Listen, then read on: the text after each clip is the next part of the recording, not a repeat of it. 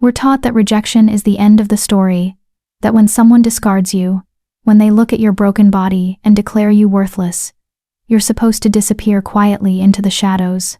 Fairy tales promise us that true love conquers all, that mates are destined, that the bond between souls cannot be severed by something as mundane as biology. But here's what they don't tell you in those pretty stories. Sometimes your mate, the one person the universe supposedly chose for you, will stand before an entire pack and announce that your womb is a graveyard, that your body is a betrayal, that you are less than nothing because you cannot give him the one thing that matters. And when that happens, when the bond snaps like a brittle bone, and you feel your soul hemorrhaging in ways that should kill you but don't, you learn something the fairy tales never mention. The cruelest part isn't the rejection itself.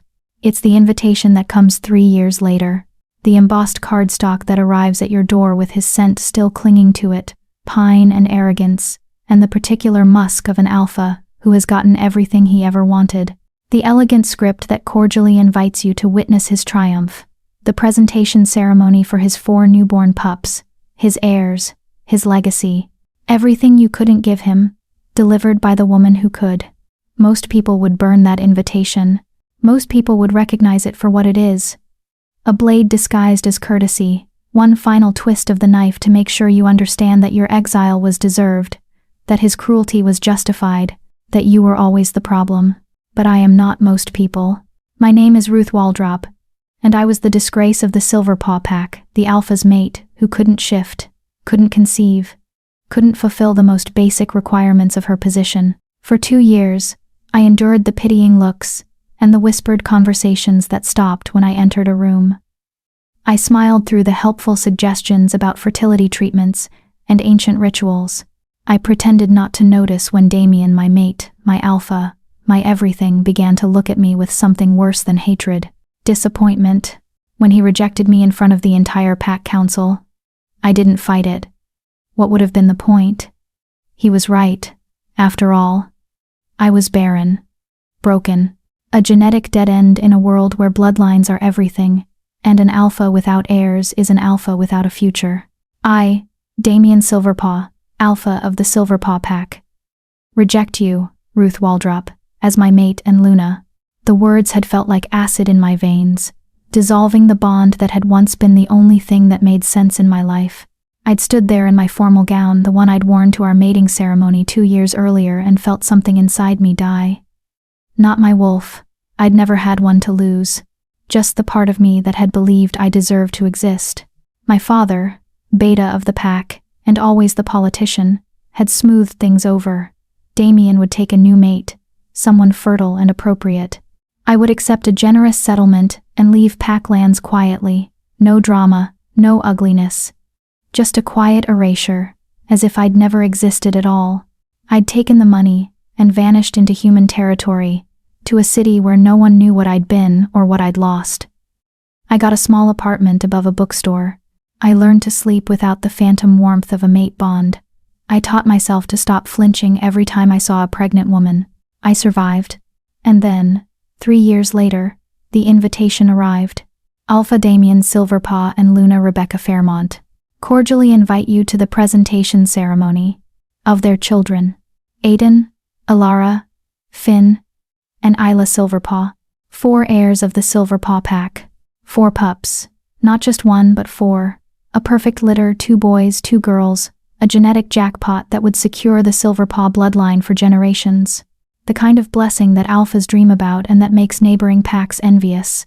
Everything I couldn't give him, multiplied by 4. The invitation didn't include a personal note. It didn't need to. The message was clear. Look what I have now. Look what you could never be. Come and witness your own inadequacy made flesh. I should have thrown it away. I should have laughed at the pathetic power play and gone on with my quiet life. Instead, I called my landlady and told her I'd be gone for a week. I packed a bag, and I booked a car to take me back to Packlands, back to the place that had chewed me up and spit me out, back to face the man who had destroyed me. Because Damien had made one critical mistake in his little revenge plot. He assumed I was still the broken girl he'd rejected. The one who'd accepted every insult, every disappointment, every casual cruelty because I believed I deserved it. The one who'd left pack lands with her tail between her legs, grateful just to escape with her life. He didn't know that 3 years of exile had transformed me in ways that had nothing to do with shifting or bloodlines or the wolf I'd never have. He didn't know about the 4 children who called me mother now, not from my womb, but from my choice. 4 powerful young shifters who'd been discarded by their birth packs for reasons that had nothing to do with their worth, and everything to do with politics and prejudice, and the same casual cruelty that had nearly destroyed me. Orphans, outcasts, unwanted. Until I wanted them. He didn't know that each of those children carried alpha blood in their veins, stronger, older, and more pure than his own lineage could claim. That I'd spent 3 years not wallowing in self-pity, but building something that should have been impossible. A family forged not by biology or fate, but by deliberate, defiant choice. And he certainly didn't know that when I walked into his precious ceremony, I wouldn't be walking in alone. The car pulls up to the boundary of Silverpaw territory as the sun begins its descent toward the horizon, painting the sky in shades of gold and blood. I can feel the wards shimmer as we cross them, that particular tingle of pack magic recognizing an outsider. Once upon a time, these wards would have recognized me as Luna. Now they register me as a threat. Good. In the back seat, 4 pairs of eyes watch me with varying degrees of concern and anticipation. Are you sure about this, Mom? The question comes from Regina, my oldest at 15. His dark eyes, the color of obsidian, the marker of the ancient nightshade bloodline, study me with an intensity that would make most adults uncomfortable. He's already over 6 feet tall, his alpha presence so strong that he has to actively suppress it to avoid triggering challenges from weaker wolves. I meet his gaze in the rearview mirror and smile. Are you? Hell yes, says Lyric, 12 years old and absolutely feral with anticipation. Her copper hair seems to glow in the fading light, and her amber eyes, Goldcrest bloodline, another ancient line, gleam with mischief. I want to see this asshole's face when we walk in. Language, I say mildly, but my heart isn't in the reprimand. She's not wrong though, adds Ezra, 13, and always the quiet observer. His silver eyes, moonborn bloodline, the rarest of all track, the landscape passing by the window. He invited you to humiliate you. He's going to get something else entirely. The youngest, 9-year-old Thalia, says nothing. She simply reaches forward from her booster seat and squeezes my shoulder with one small hand. Her touch carries heat, literally. Emberfell bloodline, fire wolves, nearly extinct now, hunted almost to elimination 2 generations ago. My children, not from my body, but from my heart. 4 alpha heirs indeed, just not the ones Damien was expecting. The car pulls up to the pack house, and my breath catches despite my best efforts to remain calm. I haven't been here in 3 years, but nothing has changed. The same sprawling mansion with its stone facade and soaring windows. The same manicured gardens. The same fountain in the circular driveway with its carved wolves frozen in an eternal hunt. This was going to be my home. I'd walked these halls as Luna for 2 years, had planned to raise my children here, had imagined growing old in these rooms. Then it became my prison, then my past. Now, it's just a building beautiful and cold and full of people who cast me aside without a second thought. Mom? Regina's voice pulls me back to the present. We can leave. We don't owe these people anything. I turn to look at my children, my real children, the ones I chose, and who chose me back. Regina with his fierce protectiveness, Lyric with her wild courage, Ezra with his quiet wisdom, Thalia with her gentle fire. No, I say softly, we don't owe them anything, but I owe myself this. I need to walk back into this place not as the woman they broke, but as the woman I became after. Then let's go remind them what they lost, Lyric says with a grin that's all teeth. We step out of the car as one unit, and I feel it immediately, the weight of attention swinging our way. Guests are arriving for the ceremony, parking their expensive cars and adjusting their formal attire. Conversations stop mid-sentence as people recognize me. There's Stella, who used to be my closest friend, until the rejection made me too uncomfortable to be around. There's Beta Marcus. No. Wait, he's retired now. His son Jacob has taken over the position. There's old Mrs. Rainier, who'd once told me with tears in her eyes that she was sure I'd conceive any day now, as if her hope could somehow repair my broken body. They all stare. At me.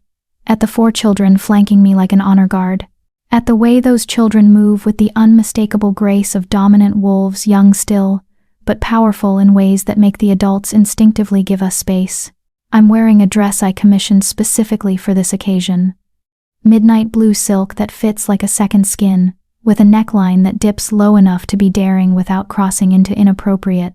My dark hair, once kept long because Damien preferred it that way, is now cut short in a sleek bob that brushes my jawline. I'm wearing heels that add 3 inches to my height and make my legs look endless. I look nothing like the broken girl who left here 3 years ago. I look like someone who won. Chapter 1. The Gauntlet. The pack house doors stand open like a mouth waiting to swallow me whole. I pause at the bottom of the stone steps, and for just a moment, I allow myself to feel the full weight of what I'm about to do. My heart hammers against my ribs, not from fear, but from the sheer audacity of returning to the place that declared me worthless. Every instinct I developed during my 2 years as Luna screams at me to turn around, to protect myself from the inevitable judgment and cruelty. But I'm not here to protect myself anymore. Mom. Thalia's small hand slips into mine, her palm fever warm as always. She looks up at me with those startling green eyes, so much trust in that gaze, so much faith that I'll keep her safe even as we walk into the lion's den. I can feel your heartbeat from here. I squeeze her hand gently. Good. That means I'm alive. That means you're nervous, Ezra corrects, materializing at my other side. His silver eyes catch the light from the torches flanking the entrance, making them glow like molten metal. It's okay to be nervous. Courage isn't the absence of fear. It's doing the scary thing anyway. Lyric finishes, practically vibrating with excitement as she bounces up the first step. Can we please go in now? I'm dying to see this guy who was stupid enough to throw you away. Regina brings up the rear, his presence a solid wall of protection at my back. At 15, he already understands pack dynamics better than wolves twice his age. He's been an alpha since the day he was born. I'd seen it in him the moment the Nightshade pack dumped him at a human orphanage, declaring him too aggressive at age 8. Too aggressive, as if an alpha pup could be anything else. Stay close, he murmurs, his voice already deepening into the rumble of an adult male. And remember, we're not here to start a fight, just to finish one if necessary, Lyric adds cheerfully. Lyric. What? I'm just being honest. Despite everything, I feel a smile tug at my lips. This is what Damien and his pack could never understand. Family isn't about blood or bonds or the alignment of fate. It's about showing up for each other, especially when the world tells you that you don't belong together. I straighten my spine, lift my chin, and climb the steps. The entry hall is exactly as I remember it, soaring ceilings with exposed beams, a massive chandelier dripping with crystals, walls lined with portraits of past alphas dating back 6 generations. The air smells of pine and furniture polish, and the particular musk of too many dominant wolves in close proximity. The ceremony won't start for another 30 minutes, which means this is cocktail hour.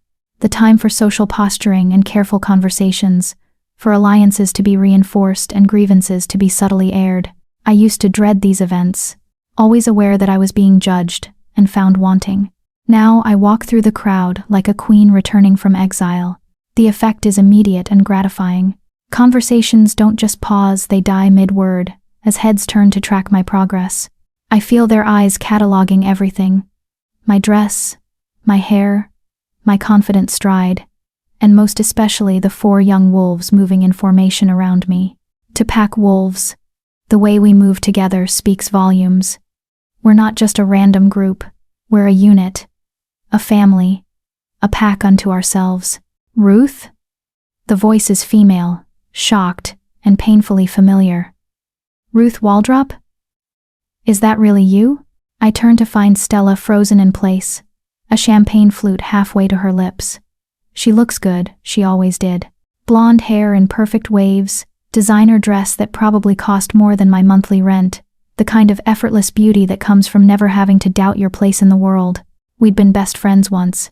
She'd held me when I cried after each negative pregnancy test, She'd been the one to help me pick out my mating ceremony dress, had sworn nothing would ever come between us.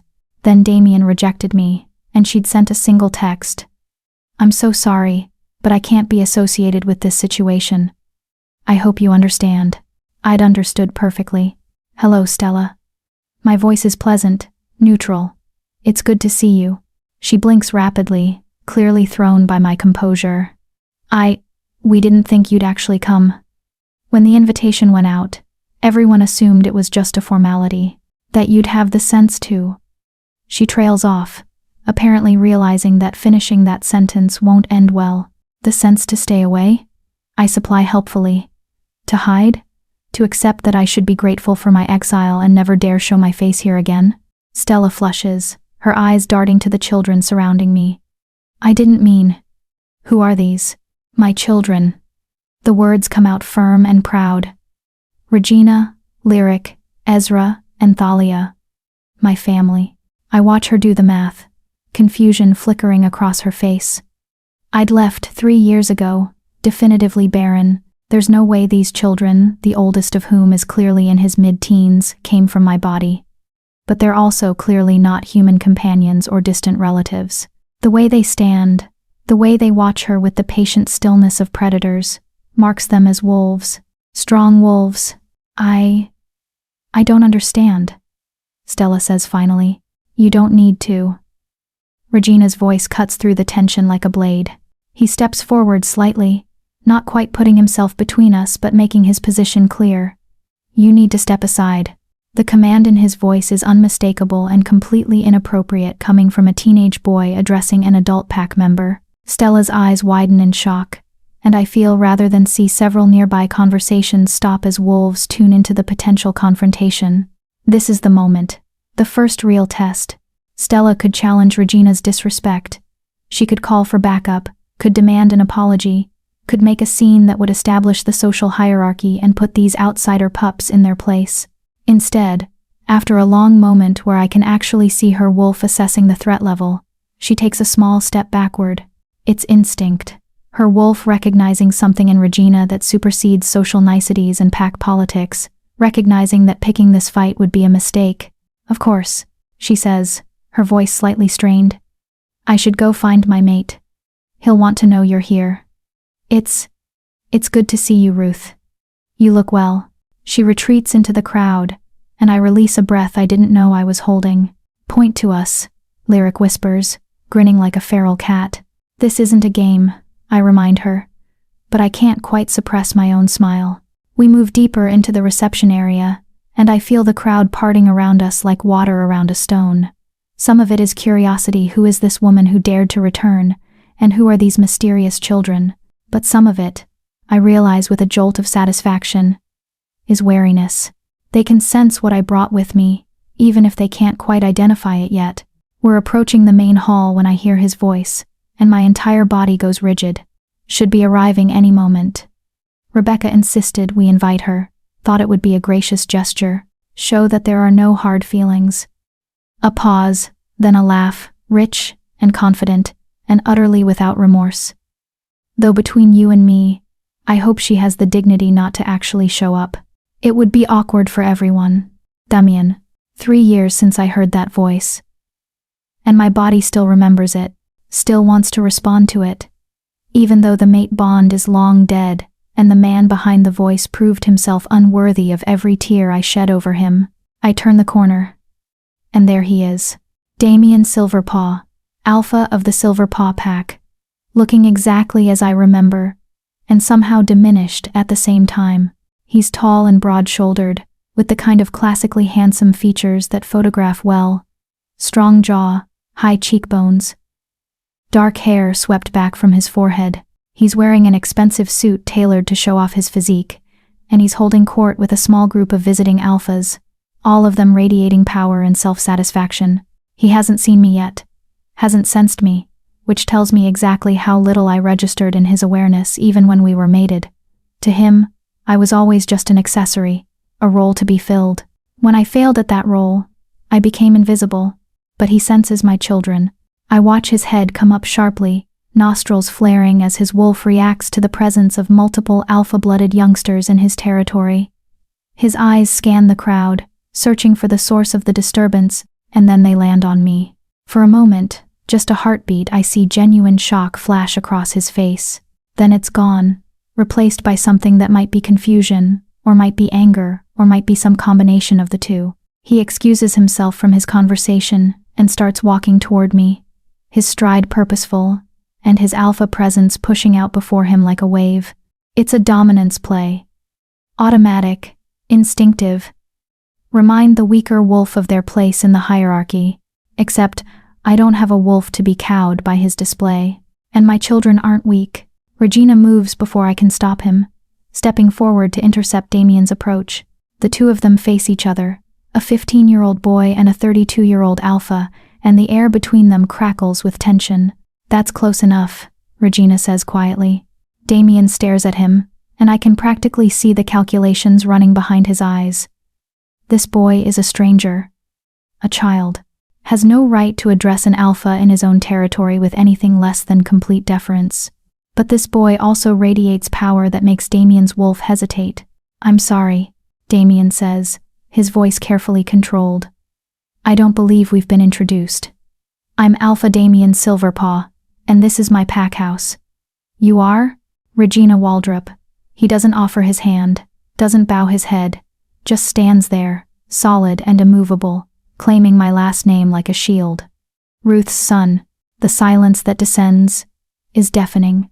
I watch Damien's face cycle through emotions, confusion, disbelief, calculation, and finally something that might be fury.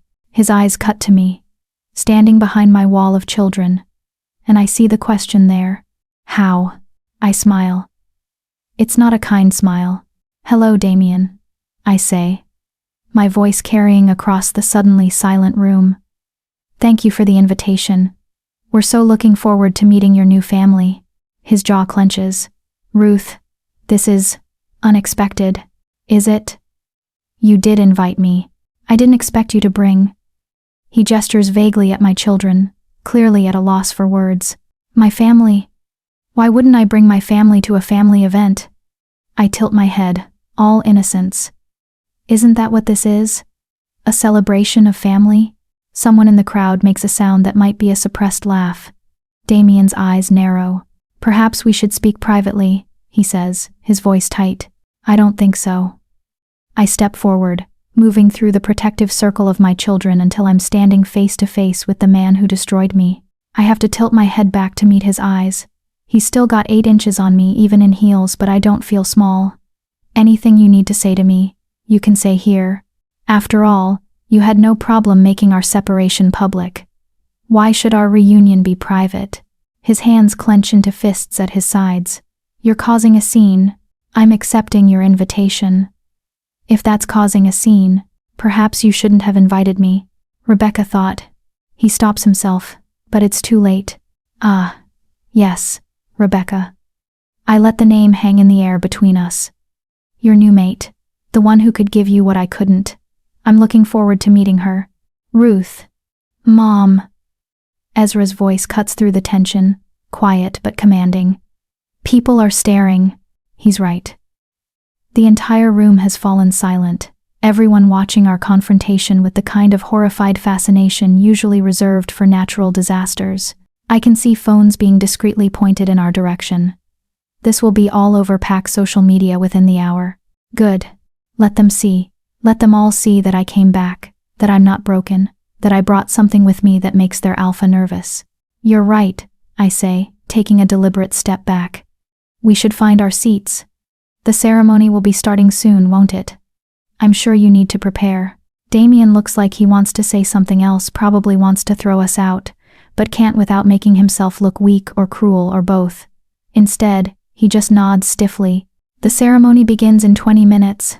Seats are assigned. You'll find your name cards in the hall." He turns on his heel and stalks away, his shoulders rigid with suppressed anger.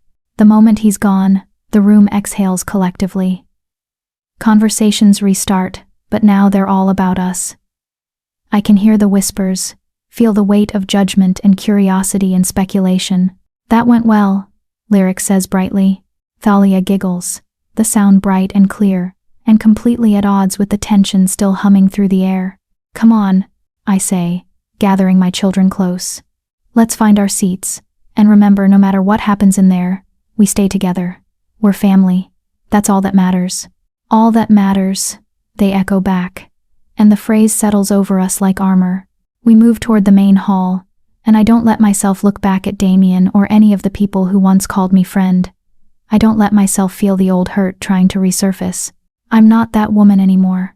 I'm the woman who survived, the woman who built a family from the wreckage of her broken dreams, the woman who walked back into hell wearing designer heels and brought an army with her. And this ceremony, this display meant to mock me, is about to become something else entirely. Chapter 2. The Ceremony of Thorns. The main hall has been transformed into something out of a fever dream. White roses cascade from every available surface, wrapped around pillars, dripping from chandeliers, arranged in towering centerpieces on each table. The scent is overwhelming, cloying, meant to evoke purity and new beginnings. 4 bassinets stand on the raised platform at the front of the room, each draped in silver silk embroidered with the silver paw crest. Behind them, 2 ornate chairs, thrones. Really wait for the Alpha and his new Luna. It's excessive, ostentatious, the kind of display that screams "look at what I have" to everyone within a 50-mile radius. I scan the room and quickly locate our assigned seats. Back row. Far left corner. As far from the platform as physically possible while still technically being in the room. Of course. Subtle. Regina mutters, following my gaze. It's fine, I say, even though it's not fine, even though the placement is clearly designed to emphasize my irrelevance. Better view of the exits. We make our way to our assigned table, and I'm not surprised to find it populated with other social outcasts, a couple who'd been demoted from their pack positions after a financial scandal, an elderly widow whose alpha son had died without heirs, and a teenager who smells faintly of rogue, probably recently accepted back into pack protection after some transgression. They all look up as we approach, their expressions ranging from curiosity to poorly concealed pity. Ruth Waldrop? The widow, Mrs. Yaren, I remember now, peers at me through thick glasses. My dear, I didn't expect to see you here. How brave of you to come. Brave. As if attending an event I was explicitly invited to requires courage rather than basic social convention.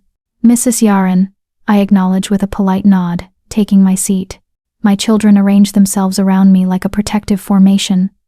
Regina on my right, Ezra on my left, with Lyric and Thalia filling in the remaining spaces. It's good to see you again. And who are these lovely young people? Her eyes dart between my children, clearly trying to puzzle out their origins. My children, Regina, Lyric, Ezra, and Thalia. I don't elaborate, don't explain. Let them wonder. Your children. Mrs. Yaren's confusion is palpable, but before she can probe further, a hush falls over the room. Damien has entered through the side door, and beside him, Rebecca Fairmont is exactly what I expected and somehow worse. She's beautiful in the way that comes from generations of careful breeding, delicate features, perfect bone structure, honey blonde hair that falls in soft waves past her shoulders. She's wearing a gown that probably cost more than my car, pale pink silk that makes her look ethereal and untouchable. And cradled in her arms is a bundle of white blankets, a tiny fist visible at the edge. One of the pups. The crowd rises as one, the traditional gesture of respect for the Alpha and Luna. I rise too, because refusing would be a direct challenge, but I don't drop my gaze, don't show deference. Just stand and watch as they make their way to the platform. 3 pack members follow behind them, each carrying one of the other pups. The procession is choreographed for maximum impact. See how fertile she is. See how blessed this union is. See everything you're not witnessing with the Barren former Luna. They reach the platform, and Damien raises his hand for silence. The room obeys instantly. Thank you all for coming. His voice booms across the hall, amplified by the acoustics and his alpha authority. Today marks a historic moment for the Silver Paw Pack. After years of uncertainty, the goddess has blessed us with not 1, not 2, but 4 healthy heirs. A cheer rises from the crowd. I remain silent, my hands clasped in front of me. My mate, Luna Rebecca, has given me the greatest gift any alpha could ask for. His eyes find hers, and the look between them is genuine enough to make something twist in my chest. She has secured our future, and proven that the goddess provides for those who are worthy. Worthy. The word lands like a slap. I feel my children tense around me, Regina's hand moving instinctively toward my shoulder. Don't, I whisper. Not yet. Damien continues his speech, talking about bloodlines and destiny and the strength of the Silverpaw legacy. Rebecca stands beside him, radiant and serene, the perfect picture of lunahood. The 4 pups are presented one by one. Aiden, the firstborn son. Elara, the elder daughter. Finn, the younger son, and Isla, the baby of the litter. Each presentation is met with applause and traditional blessings. The pups are beautiful, I'll give them that. Healthy and strong, with the dark hair of their father, and what I assume will be their mother's delicate features once they grow into them. Everything I couldn't give him. The ceremony moves into the formal blessing portion, where visiting alphas and high-ranking pack members approach the platform to offer gifts and words of wisdom for the pups. It's tedious and self-congratulatory, each alpha trying to outdo the previous one with increasingly elaborate promises of alliance and support. I watch it all with detached interest, like I'm observing a play rather than living through it. Then Damien does something I don't expect. Before we conclude the formal portion of the ceremony, he says, his voice taking on a different quality, I want to acknowledge someone who is here today, someone whose presence demonstrates the magnanimity and forgiveness that defines the Silverpaw pack. My blood runs cold. Ruth Waldrop, my former mate, has chosen to attend this ceremony, despite our difficult history. His eyes find mine across the crowded room, and there's something in that gaze that makes my skin crawl. I want to publicly thank her for her grace in accepting that some things are simply not meant to be, that the goddess's plans sometimes require us to move forward separately. The room is silent now, every eye turning to find me in the back corner. Ruth, he continues, his voice dripping with false compassion. I hope you can find joy in witnessing what the goddess has provided for those who are compatible, and I hope you've found peace in your new life, wherever that may have taken you. It's masterful, really.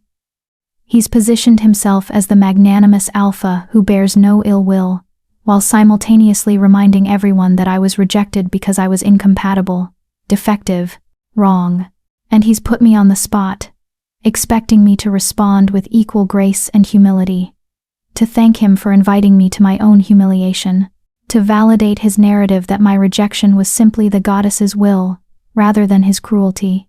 Every instinct I used to have screams at me to lower my head, to murmur something appropriate and inoffensive, to make myself small and forgettable. But I'm not that woman anymore. I rise slowly, and the room's attention sharpens to a razor's edge. I can feel my children rising with me, a united front. Thank you, Alpha Damien, I say, and my voice carries clearly despite the distance. You're right that the goddess's plans can surprise us. 3 years ago, I thought my life was over. I thought being cast out from this pack was the end of my story. I pause, let the words settle. I was wrong. It was the beginning. I gesture to my children, and they stand straighter, letting their presence register fully for the first time, letting the crowd really see them not as mysterious accessories, but as young wolves of considerable power. The goddess gave me something more valuable than I ever imagined. Not biological children, you're correct that my body failed in that regard. But she gave me these 4 souls who needed a mother as much as I needed them. Regina, Lyric, Ezra, and Thalia. Cast out by their birth packs for reasons that had nothing to do with their worth, and everything to do with politics and prejudice. I see Damien's expression shift, confusion creeping in at the edges. Each of them carries alpha blood, ancient bloodlines that predate the Silverpaw line by generations. Nightshade, Goldcrest, Moonborn, Emberfell. I let those names hang in the air, watch recognition dawn on the faces of the older wolves who know their history. Lines that were thought extinct or irrelevant, but they're not extinct. They're standing right here. Murmurs ripple through the crowd now, wolves turning to each other with whispered questions and speculation. So thank you, Damien, for the invitation. Thank you for the reminder that family isn't about biology or fate, or even the mate bond. It's about choice. It's about showing up for each other when the world says you don't belong together. It's about building something from the wreckage of broken dreams. I smile. And it's genuine this time. Congratulations on your 4 beautiful pups. I hope they bring you all the joy and security you sought. And I hope they never have to learn what it feels like to be declared unworthy. I sit down. The silence that follows is profound. Nobody seems to know how to react. Do they applaud? Do they condemn me for the subtle jab at the end? Do they acknowledge that I just claimed to be raising 4 alpha-blooded children from ancient lines? Damien's face has gone carefully blank, but I can see the fury in his eyes. This wasn't part of his script. I was supposed to be grateful and diminished, not poised and proud. Rebecca leans over to whisper something in his ear, her perfect composure cracking slightly. He shakes his head minutely and turns back to the crowd. Yes, well, he says, his voice strained. We all find our paths eventually. Now, let us continue with the blessing ceremony. But the energy in the room has shifted. People aren't paying attention to the blessings anymore. They're craning their necks to look at us, to study my children, to puzzle out the implications of what I just revealed. Ancient bloodlines. Not 1, but 4. All under the care of the rejected Barren former Luna. Mom. Thalia whispers, her small hand finding mine under the table. Was that okay? What you said. I squeeze her hand gently. That was perfect. He looks mad, Lyric observes with satisfaction. He looks confused, Ezra corrects. He didn't expect you to fight back. Nobody expects her to fight back, Regina says, his voice filled with quiet pride. That's her advantage. The ceremony drags on for another 30 minutes. More blessings, more speeches, more performances of pack unity and strength. Through it all, I sit calmly in my corner seat, my children around me, and I refuse to look away. This is my victory, small as it may be. I came back to the place that broke me, and I didn't break again.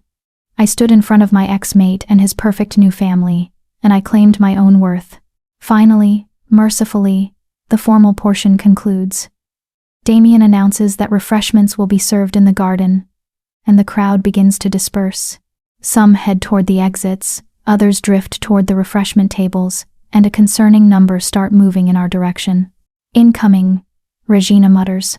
The first to reach us is surprisingly not a hostile pack member, but rather one of the visiting alphas, an older man with silver threading through his dark hair and eyes that have seen too much. Ruth Waldrop? He extends his hand. Alpha Theodore of the Clearwater Pack. I don't believe we've met, but I knew your grandfather. I shake his hand cautiously. My grandfather? Matthias Waldrop. He and I served together on the regional council before his death. His eyes move to my children with obvious interest. If even half of what you said is true about these youngsters' bloodlines, then I'm very interested in speaking with you further. The Nightshade line alone is none of your concern. Regina interrupts, his voice polite but firm. Theodore raises an eyebrow, but doesn't seem offended. Fair enough. But the offer stands. The regional council would very much like to verify these claims. Ancient bloodlines aren't just historically significant. They carry certain rights and protections under pack law. This is news to me, but I keep my expression neutral. I'll consider it. Please do. He produces a business card from his jacket pocket. My contact information. Call any time. He departs, and immediately 2 more wolves take his place, a young couple I don't recognize. We heard what you said, the woman begins, her voice hushed and urgent. About building family by choice. We've been trying for years. 5 miscarriages. The pack healer says my body just can't carry to term. Her mate puts a protective arm around her shoulders. We've been considering adoption, but the pack council says it's not traditional. That raising another wolf's pup weakens the bloodline. My heart aches for them. I remember that desperation, that feeling of being broken beyond repair. Adoption doesn't weaken anything, I say firmly. It strengthens. Love strengthens. Choice strengthens. Don't let anyone tell you otherwise. The woman's eyes well with tears. Thank you. We needed to hear that. They move away, and the flood truly begins. One after another, wolves approach our table, some curious, some hostile, some desperately seeking validation for their own non-traditional families. Each conversation is a small battle, a chance to either reinforce or undermine the narrative I've built. Through it all, Damien watches from the platform. Rebecca has taken the pups to a back room, leaving him alone to supervise the social portion of the event. His expression is unreadable, but his tension is palpable. He doesn't approach me, doesn't try to continue our confrontation or assert his authority, and that, more than anything, tells me that my words landed. After an hour of conversations and questions and barely veiled threats from pack members loyal to Damien, I'm exhausted. My feet hurt from the heels, my face aches from maintaining my composure, and I desperately want to leave this place and never return. "Can we go now?" Thalia asks quietly. "I don't like it here. Everyone smells angry." "Soon, I promise. Just a little longer." But before we can make our exit, Rebecca appears. She's alone, having left the pups in someone else's care. Up close, she's even more beautiful porcelain skin, eyes the color of warm honey, a grace that seems innate rather than practiced. She approaches our table with measured steps, her expression carefully neutral. "Ruth," she says, her voice soft and cultured. "May I speak with you? Privately?" Every protective instinct I have screams danger. This is Damien's mate, the woman who gave him everything I couldn't. There's no universe where this conversation ends well. But I'm also curious. What could she possibly have to say to me? "My children stay with me," I say firmly. "Of course." She glances at my children, and something flickers across her face. Is that envy? "I wouldn't ask you to separate from your family." We move to a quiet corner of the garden, away from the main crowd. The evening air is cool against my overheated skin, and the sound of the fountain provides a buffer against eavesdropping. Rebecca takes a breath, seeming to gather herself. "I want to apologize. That's not what I expected." "For what?" "For the invitation. For this whole ceremony." She looks back toward the hall, and her expression is complicated. Damien said it was a gesture of goodwill, of showing there were no hard feelings. But I'm not stupid. I know what this really was. A power play. A way to grind salt in old wounds. I study her carefully. "Then why did you go along with it?" "Because I'm his mate. Because I'm Luna of this pack. Because sometimes we do things for the good of the partnership even when we disagree." She meets my eyes directly. "But I want you to know that I'm not cruel. I don't take pleasure in your pain." "How magnanimous," I say dryly. She flinches slightly. "You have every right to hate me." "I don't hate you, Rebecca. I don't know you well enough to hate you." I soften my tone slightly. "You're not the one who rejected me. You're not the one who declared me worthless in front of the entire pack. You're just the one who happened to be able to give him what he wanted. Children," she says quietly. "Heirs," I correct. Let's not pretend it's the same thing. We stand in silence for a moment. Two women connected only by the man who loved one of us enough and the other not at all. "Your children," Rebecca says finally. "The things you said about their bloodlines. Is it true?" "Every word." "How did you find them?" I consider not answering, but something in her genuine curiosity makes me relent. "I didn't find them. They found me. Or maybe we found each other. One by one. Over 3 years. Each of them discarded by their packs for reasons that had nothing to do with their worth. I took them in. I gave them a home. And they gave me a reason to keep living." Rebecca's hand drifts unconsciously to her stomach, and I see it then the truth she's not saying. "You're pregnant again," I say. She startles. "How did you?" "The way you're standing. The way you keep touching your abdomen. The scent." I can't actually smell pregnancy. No wolf can this early, but her body language is unmistakable. "How far along?" 6 weeks. We haven't announced it yet." She looks almost guilty. "The 4 pups were from my first pregnancy. This one was unexpected. 5 children total. The goddess really did bless her. I should feel bitter about this. Should let the old jealousy rise up and poison this moment. But I'm surprised to find that I don't. Her fertility doesn't negate my worth anymore. Her blessings don't diminish my own. "Congratulations," I say, and mean it. Rebecca's eyes shine with unshed tears. "Thank you. That's more generous than I deserve." "You deserve to be happy, Rebecca. You deserve to have a family that loves you and children who thrive. Just because my story with Damien ended badly doesn't mean yours has to. He doesn't talk about you, she says suddenly. Ever. I've tried to ask, tried to understand what happened between you. But he shuts down completely. All I know is what the pack gossip tells me, that you couldn't shift, couldn't conceive, and that the rejection was painful but necessary. That's the sanitized version, I say. The truth is messier, more cruel. But it doesn't matter anymore. I'm not that person anymore, and he's not my problem. He's been different today, she admits. Agitated, angry. Seeing you here, seeing your children, it's shaken something in him. Good. He should be shaken. He invited me here to humiliate me, to prove that he made the right choice. Instead, I proved that his rejection was the best thing that ever happened to me. Rebecca actually smiles at that. You're not what I expected. What did you expect? Someone broken, someone bitter, someone who would make a scene and prove all of Damien's decisions right. She shakes her head. But you're none of those things. You're strong, elegant, clearly an excellent mother. And those children of yours, they love you fiercely. I can see it in how they watch you, how they position themselves to protect you. They're everything. I say simply. Everything I thought I'd lost when Damien rejected me. Family. Purpose. Love that isn't conditional on my body performing correctly. I envy that, Rebecca says quietly. The unconditional part. Sometimes I wonder if Damien would still want me if I stopped being able to give him children. And there it is, the crack in the perfect facade. Then you should leave, I say bluntly. Before you find out the answer to that question. She laughs, but it's hollow. I can't. I'm Luna. I have 4 pups, soon to be 5. My entire life is built here. So was mine. I left anyway. You had no choice. I had every choice.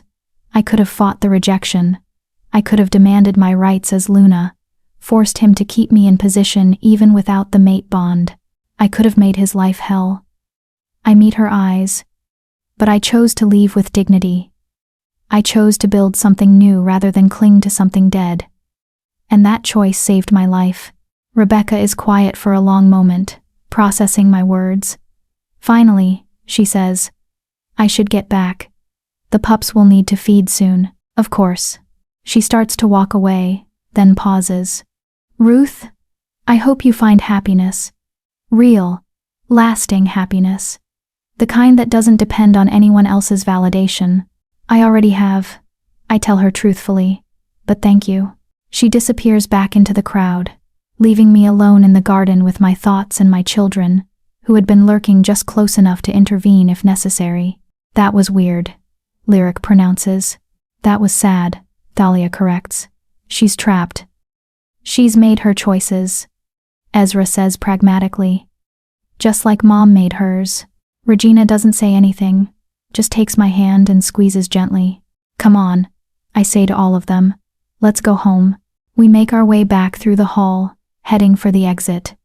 A few more people try to stop us, more questions about bloodlines, more curiosity about my children, but I deflect politely and keep moving. We're almost to the door when Damien appears, blocking our path. Leaving so soon? He asks, his voice deceptively casual. The ceremony is over.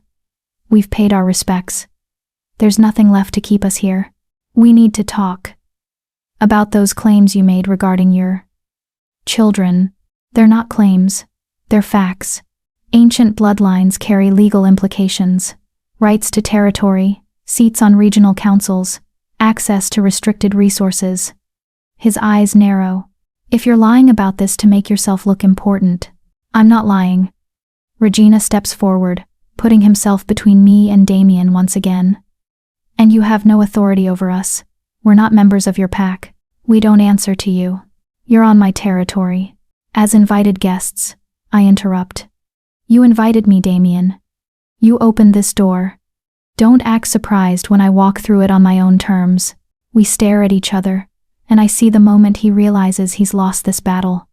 Whatever humiliation he'd planned for me tonight backfired spectacularly. Instead of proving my insignificance, he's given me a platform to announce my resurrection.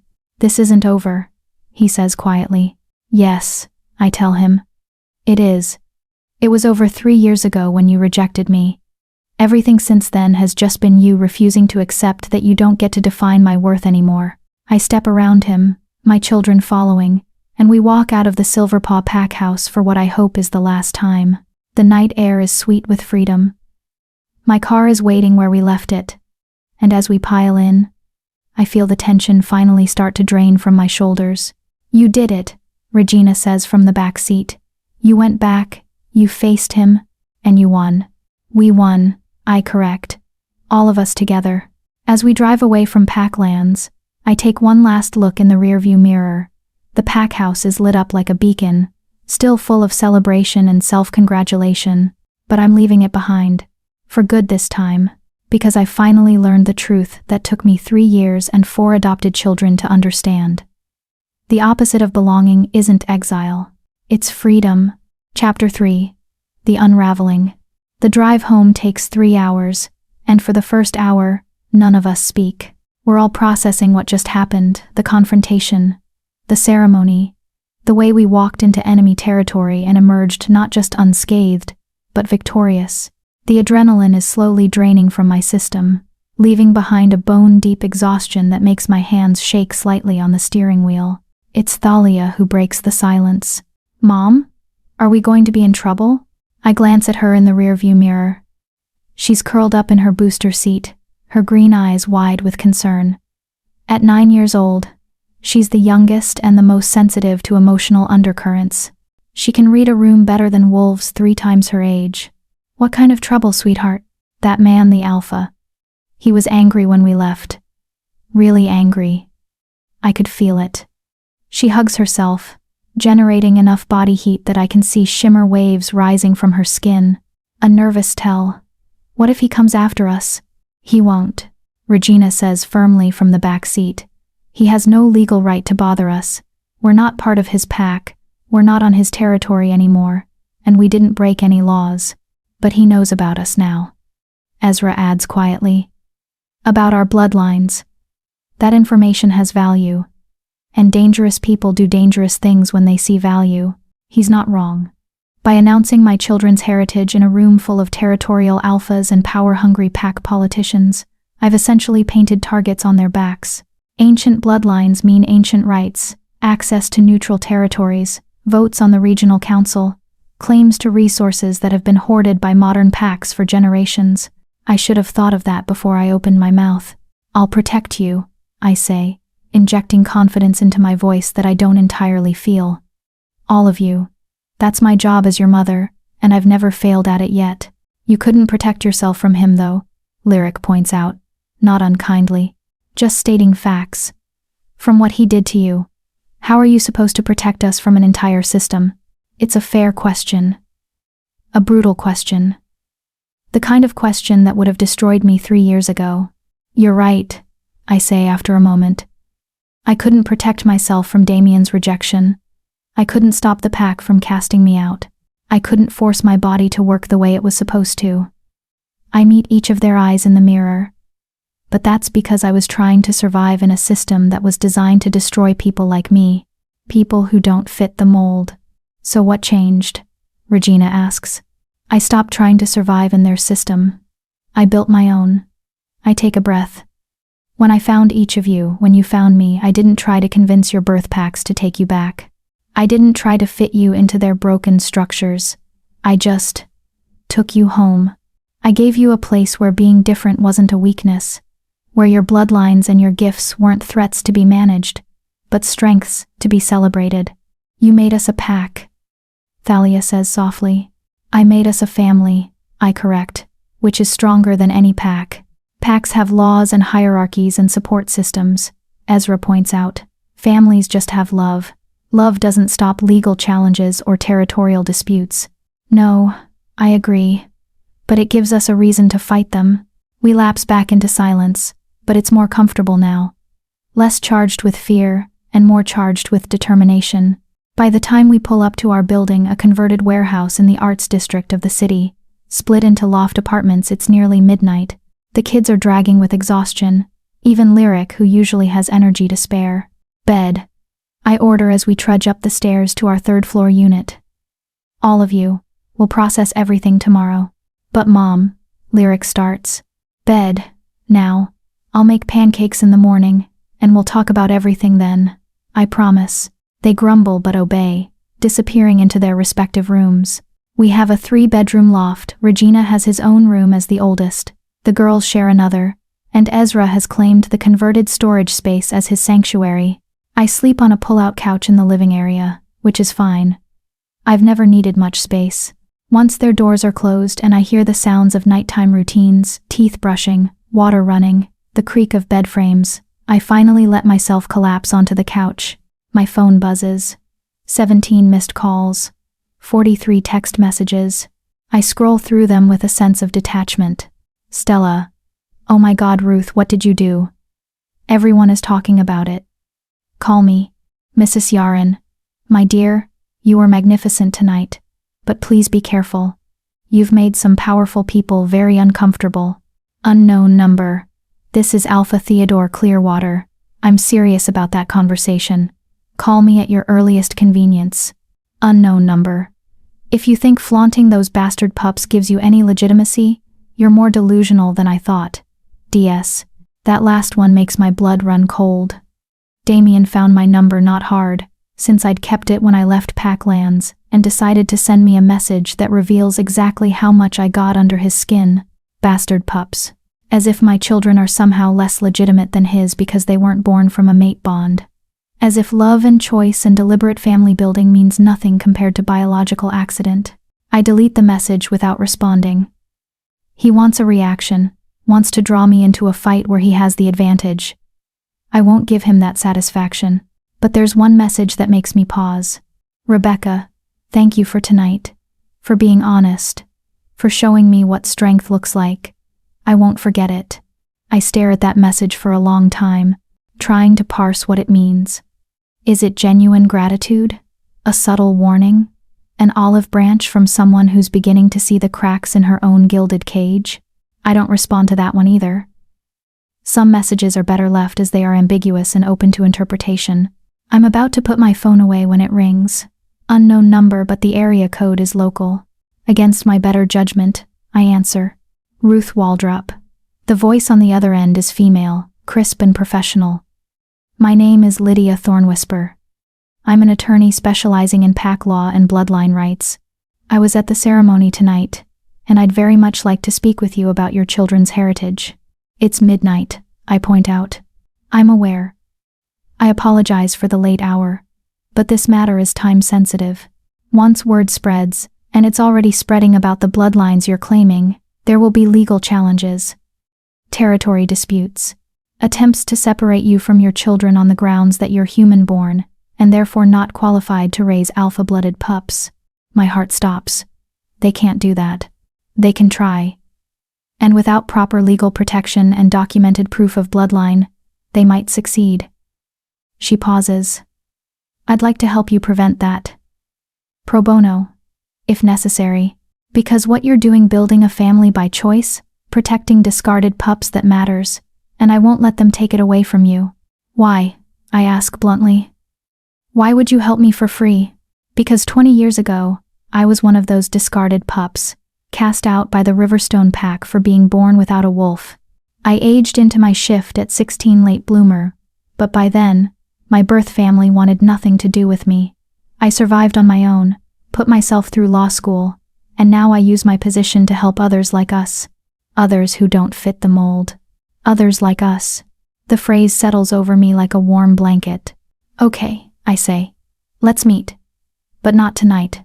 Tomorrow. Name the time and place. My office. 10 a.m. I'll text you the address. She pauses. Bring documentation if you have it. Birth certificates, medical records, anything that proves your children's lineage. The more ammunition we have, the better. I'll bring what I have. Good. And Ruth, be careful. You've kicked a hornet's nest tonight. Powerful people are going to come after you, and they won't all be as obvious as your ex-mate. She hangs up before I can respond. I sit in the darkness of my living room, my phone still clutched in my hand, and let the weight of what I've done finally settle over me. I went to that ceremony to prove I'd survived, to show Damien that his rejection hadn't broken me, to walk into that place with my head held high, and my children at my side. I succeeded. But in succeeding, I've exposed us all to dangers I didn't fully anticipate. Legal challenges, territory disputes, powerful wolves who see my children as resources to be controlled or threats to be eliminated. I wanted to protect them. Instead, I might have painted targets on all of our backs. Mom? I startle and turn to find Regina standing in the hallway, wearing sleep pants and no shirt, his dark eyes concerned in the dim light. I thought you were asleep. I say. I was, but I heard you on the phone. He pads over and sits beside me on the couch, his shoulder pressing against mine. Who was that? A lawyer. She wants to help us protect our legal rights to stay together, which means someone's going to try to separate us. Maybe. Probably. I lean my head against his shoulder, drawing comfort from his solid presence. I'm sorry, Regina. I didn't think it through. I just wanted to show them all that we were okay, that we'd built something good. I didn't think about the consequences. Don't apologize for being proud of us, he says firmly. Don't apologize for standing up to him. You did exactly what you needed to do, and if people come after us because of it, we'll handle it, together. You're 15. I say softly. You shouldn't have to handle any of this. I'm alpha-blooded from the Nightshade line, he counters. I was born to handle exactly this. Fighting, protecting, standing my ground even when the odds are stacked against me. He shifts to look at me directly. You saved me, Mom. When the Nightshade pack dumped me at that orphanage because they couldn't control me, because I was too aggressive and too dominant to fit into their hierarchy, I thought my life was over. I was 8 years old and completely convinced that I was broken and wrong and worthless. Regina. But then you showed up. This small human woman with no wolf and no pack and no reason to care about some aggressive alpha pup who'd been thrown away. And you looked at me and said, "You're not broken. You're just strong. And strong isn't the same as wrong." His voice cracks slightly. You gave me a home, a family, a reason to believe I wasn't a monster. So if protecting you and this family means facing down territorial alphas and legal challenges and whatever else comes, then that's what I'll do. That's what we'll all do. I pull him into a hug, this boy becoming man who's already so much stronger and braver than anyone I've ever known. When did you get so wise? I ask, my voice thick with emotion. I learned from the best, he says simply. We sit like that for a while, mother and son, drawing strength from each other the way we've done countless times before. Eventually, I convince him to go back to bed, promising that I'll sleep soon too. But once he's gone, I stay on the couch, staring at the ceiling and thinking about everything that's coming. Legal battles, territory disputes, powerful wolves who want to use my children or destroy them. And Damien, somewhere out there in his pack house, furious that I dared to show my face, and even more furious that I proved I didn't need him to thrive. 3 years ago, when he rejected me, I thought my story was ending. Now I'm beginning to understand that it was just the prologue. The real story, the one about a woman who built a family from the wreckage of her broken dreams and then had to fight the entire world to keep it, is just beginning. The next morning dawns gray and cold, threatening rain. I wake the kids at 8 and make good on my promise of pancakes, though the mood around our small dining table is subdued. Everyone's processing yesterday, turning over the implications in their minds. So we're meeting with a lawyer, Lyric says, drowning her pancakes in enough syrup to make my teeth hurt just watching. That means we're expecting trouble. That means we're preparing for trouble. I correct. There's a difference. Not much of one, Ezra mutters into his orange juice. At 9:45, we pile into the car again. Lydia Thornwhisper's office is in the business district, a sleek glass building that houses several law firms. Her suite is on the 12th floor. And the receptionist, a young woman with sharp eyes and the telltale scent of wolf, waves us through immediately. She's expecting you. Conference room B, down the hall on your right. The conference room is all glass and chrome, with a stunning view of the city below. Lydia stands as we enter, and I'm struck immediately by her presence. She's small, barely 5 feet tall, but she carries herself like someone much larger. Her hair is iron gray despite looking only 40 or so, pulled back in a severe bun. Her eyes are the pale blue of glacier ice, and when she shakes my hand, her grip is firm and professional. Ruth, thank you for coming. Her gaze moves to my children, assessing them with the practiced eye of someone who knows what to look for. And these must be the famous alpha heirs. Regina, Lyric, Ezra, and Thalia. I introduce them, my children. Sit, please, we have a lot to discuss. She waits until we're all settled, then pulls out a tablet and begins pulling up documents. I spent most of last night doing research based on what I heard at the ceremony. The bloodlines you claimed, Nightshade, Goldcrest, Moonborn, and Emberfell, are all recognized under the Ancient Bloodline Protection Act of 1847. I've never heard of that, I admit. Most people haven't. It's old law, enacted back when the different bloodlines were at war with each other and threatening to destroy the entire supernatural community. The act established certain protections and rights for bloodlines deemed ancient and essential to the genetic diversity of the species. She looks up at us. All 4 of the lines your children carry are on that list. What does that mean for us? Regina asks. It means several things. First, your bloodlines give you automatic protected status. No pack can force you to join against your will. No alpha can claim authority over you without your explicit consent. You have the right to claim sanctuary in neutral territories, and the right to appeal directly to the regional council if threatened. That sounds good, Lyric says cautiously. So what's the bad news? The bad news is that these protections only apply if we can prove your bloodlines are genuine, and proving bloodline gets complicated when the original packs have disowned you. Lydia taps her tablet, pulling up what looks like genealogical charts. I need medical records, DNA tests, any documentation from your birth packs. They destroyed my records, Regina interrupts. When the Nightshade pack dumped me, they wiped my existence from their official documents, said I was never born to them. I was 8. I remember them telling me that I was a mistake they were correcting. Lydia's expression hardens. That's illegal, but unfortunately not uncommon. What about the rest of you?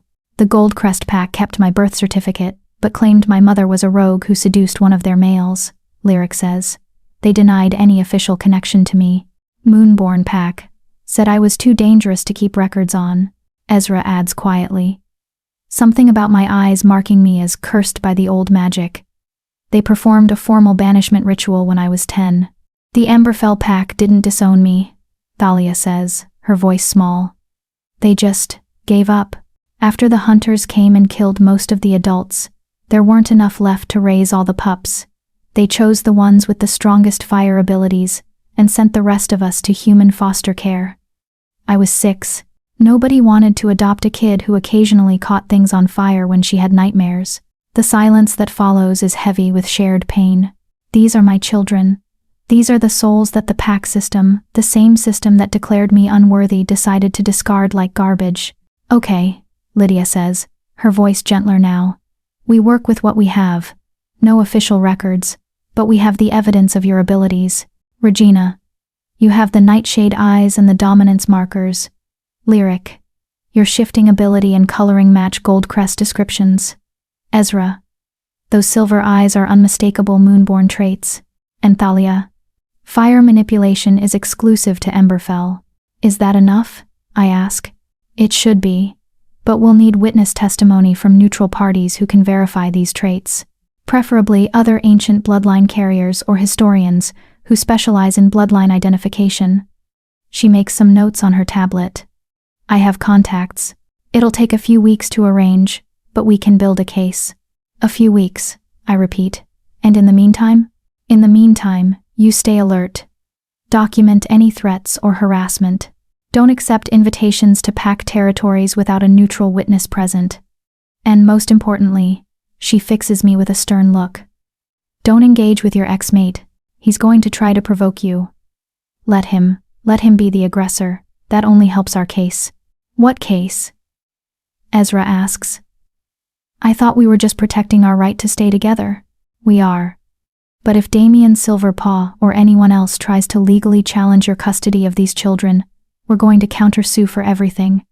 Reparations for emotional damages, recognition of bloodline rights, possibly even territory claims if we can establish that your children have ancestral rights to lands currently held by modern packs. I blink. We could claim territory? Ancient bloodlines held territories before the modern pack system existed. If we can prove lineage and demonstrate that those territories were taken illegally when your children's ancestors were displaced or killed, then yes, we could claim them back. She smiles, and it's sharp as a blade. Sometimes the best defense is a very aggressive offense. We spend another hour going over details, what documents I have, what we need, what the timeline looks like. By the time we leave Lydia's office, my head is spinning with information and possibilities. So basically, Lyric says as we walk to the car, we're going to war. Legal war, I correct. Still war, Regina says. Just fought with paperwork instead of claws. I can do paperwork, Thalia says decisively. I'm very good at organizing things. Despite everything, I laugh. Yes, you are, sweetheart. We're halfway home when my phone rings. It's a number I don't recognize, but the area code is from Packlands. I answer cautiously. Hello? Ruth Waldrop? The voice is male, older, with the gravelly quality of someone who spent decades giving orders. This is Alpha Cornelius Ashford of the Iron Ridge Pack. I was at the ceremony yesterday, and I'd very much like to discuss your son. My blood runs cold. Which son? Regina. The Nightshade bloodline. He pauses. I knew his grandfather. Served with him on the regional council before the Nightshade Pack imploded. If your boy truly carries that line, he has a right to claim the Nightshade ancestral seat. He's 15, I say carefully. Old enough to assert bloodline rights. Old enough to make alliances that could protect him and you from those who would see you separated. His tone shifts, becoming almost paternal. I'm not your enemy, Ruth. I'm offering help, but only if you're smart enough to accept it. I'll think about it, I say. Don't think too long. The wolves are circling, and you're bleeding in the water. Accept help while it's being offered freely, or be forced to accept it on less favorable terms later. He hangs up. I stare at my phone, and in the rearview mirror, I see Regina staring back at me. What did he want? My son asks. To use you, I say honestly. To turn your bloodline into political leverage. Are you going to let him? I think about that question. Think about everything Lydia said. About territory claims and bloodline rights and the way power works in the pack world. No, I say finally. But I'm going to learn the game well enough that we never have to rely on anyone else's protection. We're going to become strong enough that when wolves like Alpha Cornelius come calling, they're asking for our help instead of offering theirs. How? Ezra asks. I meet my children's eyes in the mirror, Regina with his obsidian gaze, Lyric with her amber fire, Ezra with his silver wisdom, Thalia with her green determination. We do exactly what Lydia suggested. We prove your bloodlines. We claim your rights. We take back what was stolen from your ancestors and build something that can't be taken away. A pack? Thalia asks hopefully. Better than a pack, I tell her. A legacy. Chapter 4. Ghosts and Choices. The weeks following the ceremony blur together in a haze of legal meetings, bloodline verification tests, and an escalating series of opportunities that are really just veiled threats. Alpha Cornelius calls 3 more times, each message more insistent than the last. Other alphas start reaching out, offering alliances, proposing matches between their eligible offspring and my children, suggesting that proper pack guidance would benefit young wolves of such prestigious bloodlines. Everyone wants a piece of what we have.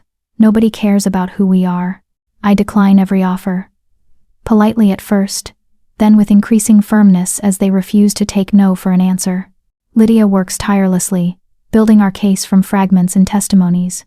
She tracks down a retired Goldcrest elder, who confirms Lyric's coloring and shifting pattern match the ancient line. She finds a moonborn historian who practically weeps when he sees Ezra's eyes, calling them the truest silver I've seen in 40 years. She even locates one of the surviving Emberfell adults, a woman named Sage, who'd been on a scouting mission when the hunters attacked, who identifies Thalia. Immediately, and provides written testimony of her lineage. Regina's bloodline proves the hardest to verify, since the Nightshade Pack was so thorough in destroying records. But Lydia discovers that Regina's grandfather, a wolf named Matthias Nightshade, had registered his bloodline with the regional council before the pack's collapse. The genetic markers are on file, and when we submit Regina's DNA for comparison, the match is undeniable. My son carries one of the purest Nightshade bloodlines in existence, which makes him valuable and dangerous, and a target. We need to talk about security, Lydia says during our 4th meeting, 3 weeks after the ceremony. Her office has become our second home. The conference room, a war room where we plan our defense. You're living in an unsecured human apartment building with no wards, no pack protection, and 4 children who are now confirmed carriers of extinct or near-extinct bloodlines. That's not sustainable. We can't afford pack protection, I point out. And the only packs offering it want something in return that I'm not willing to give.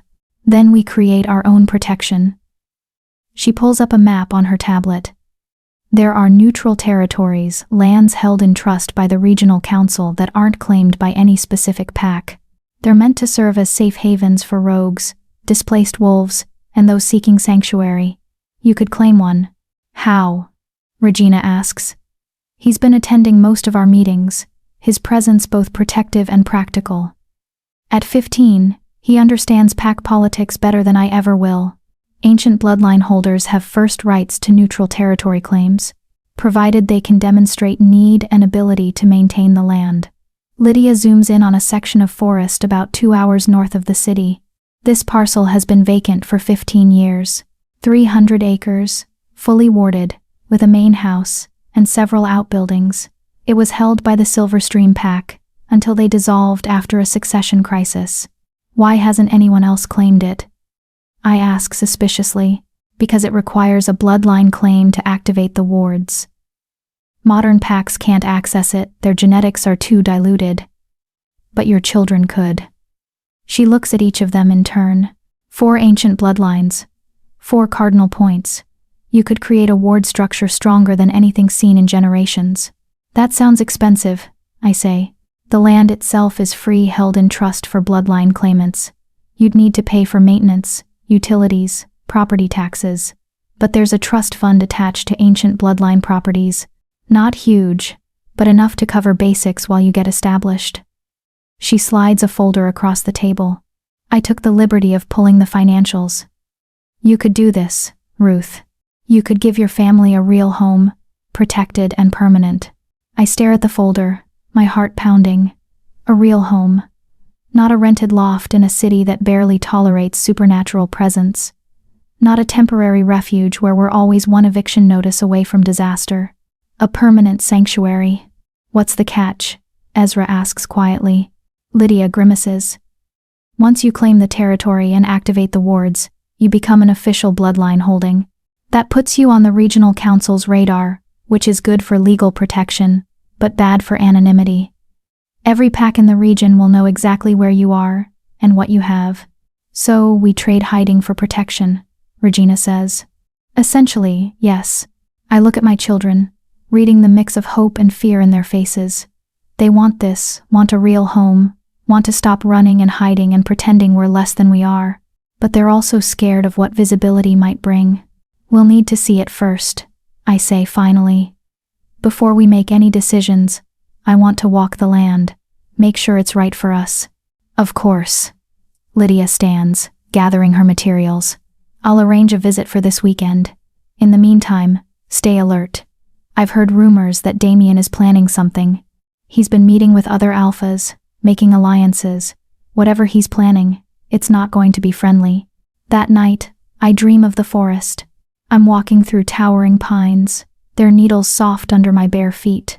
The air smells of earth and rain and something ancient, that particular scent of land that remembers what it was before humans and packs carved it up into territories and property lines. I'm not alone. 4 shadows move with me, one ahead, scouting, one behind, guarding, 2 at my sides, keeping pace. My children, rendered in dream logic as protective spirits, rather than flesh and blood. And ahead, through the trees, I see it. A house. It's old but solid, built from stone and timber in the style of pack houses from centuries past. 2 stories, with wide porches and large windows that seem to watch me approach. The door stands open, an invitation or a warning. I step inside, and the house exhales. It's the only way to describe it. The building itself seems to breathe, to settle, to recognize something in me or my children that allows it to relax. The wards, I realize dimly, the wards are waking up, tasting our blood through dream connection, deciding if we're worthy. 4 bloodlines, a voice whispers not out loud, but in my bones. 4 corners, 4 protections, the old magic remembers. I wake gasping, my heart racing, the scent of pine still clinging to my skin despite being in my city apartment. The dream felt like more than a dream. It felt like a promise, or a prophecy. Saturday arrives cold and gray, with the kind of biting wind that promises winter is coming early this year. We pile into Lydia's car, a sensible SUV with enough room for all of us plus legal files, and make the 2-hour drive north. The kids are subdued, each processing their own thoughts about what we might find. The city gives way to suburbs, then to rural farmland, then finally to dense forest. The road becomes gravel, then dirt, winding through trees that seem to grow thicker and older the further we go. Here, Lydia says finally, pulling onto what barely qualifies as a driveway. This is the boundary. She wasn't kidding about the wards. I can't see them. I'm human-born, ward-blind, but I can feel them. A pressure against my skin, a whisper of other that makes my hindbrain scream turn back. Not safe, not yours, but my children feel something different. Oh, Thalia breathes, pressing her hands against the car window. Oh, it's beautiful. I can feel it, Lyric says, her eyes gone distant. The land, it's singing? Not singing, Ezra corrects softly. Calling, it's calling us. Regina says nothing, but his jaw is set in that way that means he's feeling too much to put into words. We get out of the car, and the moment my children's feet touch the ground, something shifts. The wards don't drop that would be dangerous, leaving the land unprotected, but they soften. They recognize the bloodline standing within their bounds, and they welcome us. This way, Lydia says, leading us down the overgrown path. The house emerges from the trees like something out of a fairy tale. It's exactly as I saw it in my dream, stone and timber. 2 stories, wide porches. The windows are intact despite 15 years of abandonment, and the door, though weathered, hangs straight on its hinges. The wards preserve it, Lydia explains, seeing my surprise. As long as they're active, the house can't deteriorate beyond a certain point. Nature can't reclaim what magic protects. She produces an old-fashioned iron key and fits it into the lock. The door swings open with a creak that sounds almost welcoming. Inside, the house is frozen in time. Furniture still arranged in living spaces, books on shelves, photographs on walls showing wolves I don't recognize, probably the Silverstream pack before they dissolved. Dust covers everything, and there's a musty smell of disuse, but no rot, no decay, just 15 years of patient waiting. 4 bedrooms upstairs, Lydia says, her voice echoing in the empty space. Plus the master on the main floor. Full kitchen, 2 bathrooms, a study, and a basement that was used for pack meetings. The outbuildings include a greenhouse, a workshop, and what looks like it was once a training facility. The kids spread out, exploring with the kind of cautious excitement that comes from wanting something too much to believe it's real. I hear their footsteps above me, voices calling to each other as they discover rooms and views and possibilities. I stay in what must have been the living room, staring at a photograph of a family, parents, and 3 young pups, all smiling at the camera with the kind of unself-conscious joy that comes from security and belonging. What happened to them? I ask quietly. The Silverstream pack? Succession crisis, Lydia says, coming to stand beside me. The alpha died without naming an heir. His 3 children all claimed the title, refused to submit to each other, and the pack tore itself apart in the resulting civil war. By the time the regional council intervened, there was nobody left to hold the territory. The survivors scattered to other packs or went rogue. That's horrible. That's what happens when pride and power matter more than family. She turns to look at me. You could prevent that. Build something here based on choice and love, rather than hierarchy and dominance. Create a new model. I'm one human woman with 4 adopted children, I point out. I'm not qualified to create new models for anything. You're a woman who built a family from the wreckage of a broken system, who raised 4 alpha-blooded pups that their birth packs threw away, and turned them into strong, healthy, emotionally secure young wolves, who walked into your ex-mate's territory and proved that rejection isn't the end of the story. Lydia's expression is intense. You're exactly qualified, Ruth. The question is whether you're brave enough to try. Before I can respond, Thalia comes running down the stairs, her face flushed with excitement. Mom, you have to see upstairs. There's a room with windows on all 4 sides. Ezra says it was probably used for ceremonies, and another one with a fireplace in it that I can already tell will work with my fire, and the master bedroom has this huge bathroom with a tub big enough for 3 people. She stops, suddenly shy. I mean, if we took it, if we claimed it, would we, could we? I look at my youngest daughter, at the hope blazing in her green eyes, and I feel something shift in my chest. For 3 years, I've been surviving, moving from day to day, doing what needed to be done to keep my family together and safe. But surviving isn't the same as living. Surviving isn't the same as building something permanent and meaningful. Let me see the rest of the house, I say. Then we'll decide together, as a family. Thalia squeals and grabs my hand, dragging me toward the stairs. The other 3 materialize from various rooms, and we tour the 2nd floor as a unit looking into bedrooms that could be theirs, imagining furniture arrangements and paint colors, and all the small touches that turn a house into a home. The room Thalia mentioned, the one with 4 windows, takes my breath away.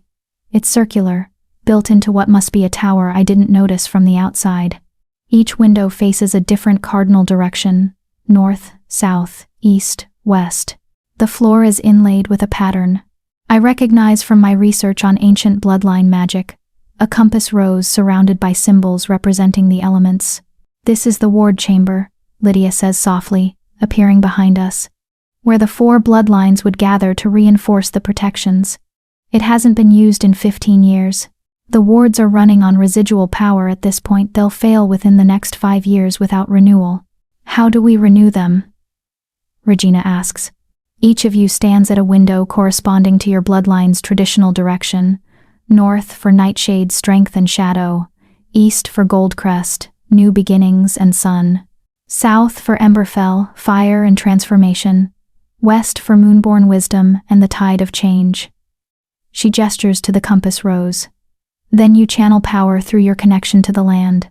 The wards read your intent and your bloodline, and they either accept you or reject you. What happens if they reject us? Lyric asks. They won't, Lydia says with absolute certainty. You're exactly what this land has been waiting for. We stand there in silence, the 5 of us plus Lydia, and I feel the weight of the decision pressing down on me. This house, this land, this possibility. It's everything I've wanted for my children: safety, permanence, a place to grow without fear, but it's also a declaration. A line drawn in the sand that says we exist. We matter. We're not hiding anymore. And declarations have consequences. I need to think about it, I say finally. Of course, Lydia says. Take your time, but not too much time. I've been contacted by 3 different packs this week, all asking about bloodline verification status. Once your children's lineages are officially confirmed, which will happen in about 2 weeks when the final reports come in, the pressure is going to intensify. Being here, warded and protected, would be a significant advantage. We finish the tour and pile back into the car for the drive home. The kids are quiet, each lost in their own thoughts about what we saw and what it might mean. I'm staring out the window, watching the trees blur past, when my phone buzzes. Unknown number. I know what you're planning. Claiming neutral territory. Playing at being important because you collected some abandoned pups with fancy bloodlines. It won't work. The regional council won't grant your claim.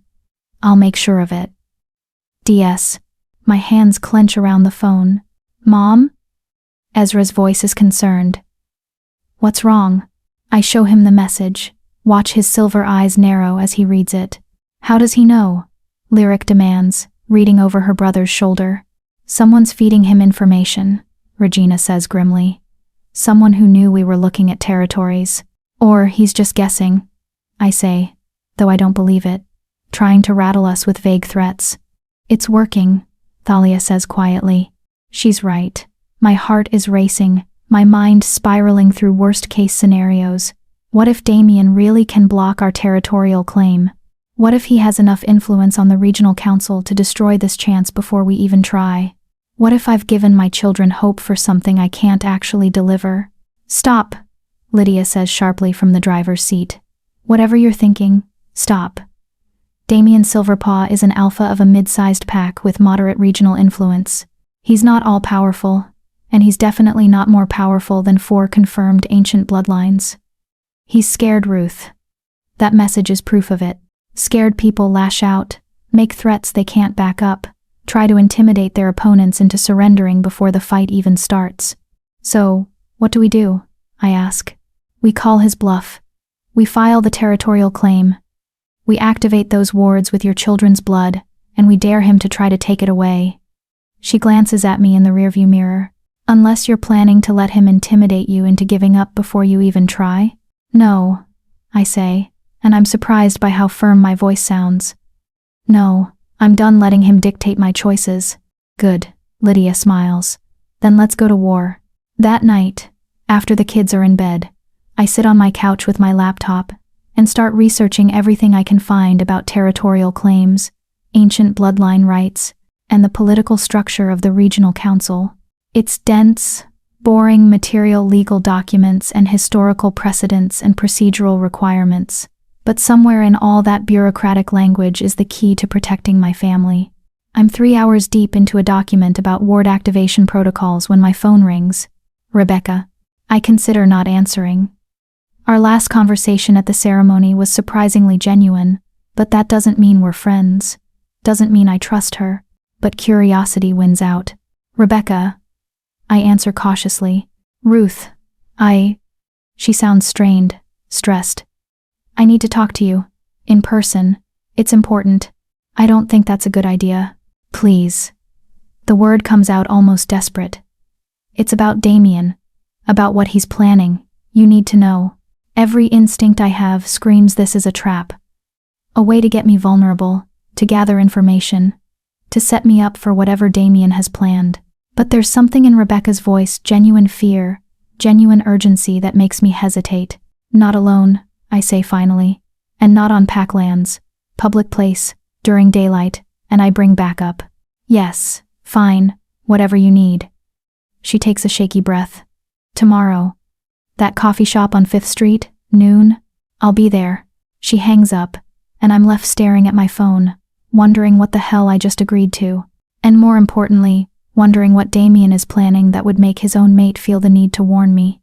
Chapter 5. The Luna's Warning. The coffee shop on 5th Street is neutral territory by design, a human-owned establishment that caters to the business district, where supernatural politics are secondary to caffeine addiction and Wi-Fi access. It's also public enough that any violence would attract immediate attention, which is exactly why I chose it. I arrive 15 minutes early with Regina at my side. Lydia wanted to come, but I talked her out of it. A lawyer's presence would make this feel too formal, too adversarial. If Rebecca really does want to warn me about something, I need her to feel safe enough to speak freely, but I'm not stupid enough to come alone. Regina positions himself at a table near the window with clear sightlines to both entrances and my booth. He's wearing headphones but not actually listening to music, just maintaining the appearance of a teenager doing homework while actually serving as my security detail. At 15, he's better protection than most trained guards. Rebecca arrives exactly at noon, and I'm struck again by how fragile she looks. The radiant Luna from the ceremony has been replaced by someone hollow-eyed and exhausted. She's wearing designer clothes that hang slightly loose, as if she's lost weight recently. Her honey blonde hair is pulled back in a simple ponytail rather than the elaborate styling I remember. She looks like someone who hasn't slept in weeks. She spots me immediately and hurries over, sliding into the booth across from me with jerky, nervous movements. "Thank you for coming," she says, her voice low and urgent. "I wasn't sure you would." I almost didn't. I study her carefully. You look terrible, Rebecca. What's going on? She laughs, but there's no humor in it. That's one way to put it.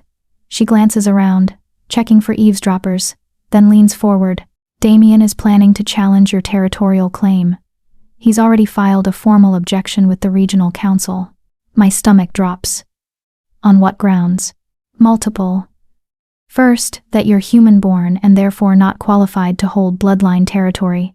Second, that your children's bloodlines haven't been properly verified. He's claiming fraud. Third, that allowing a non-pack entity to claim neutral territory sets a dangerous precedent that undermines pack authority. She pulls out her phone and slides it across the table, showing me a document that makes my blood run cold. It's a formal legal challenge, stamped with the silver paw crest, and co-signed by 4 other alphas. He's building a coalition. I breathe. It gets worse. He's not just trying to block your claim, he's petitioning for custody review of your children. Rebecca's eyes are shining with unshed tears. He's arguing that 4 alpha-blooded pups from ancient lines are too valuable to be raised by a human woman with no pack support. That they need proper pack socialization and appropriate guidance from their own kind. The words hit me like physical blows. Custody review. They're going to try to take my children away from me. They can't do that, I say, but my voice lacks conviction. They can try. And with 5 alphas backing the petition, the regional council has to take it seriously. Rebecca reaches across the table, her hand hovering near mine but not quite touching. Ruth, I'm so sorry. I tried to talk him out of it. I told him it was cruel and unnecessary, that you weren't a threat to anyone.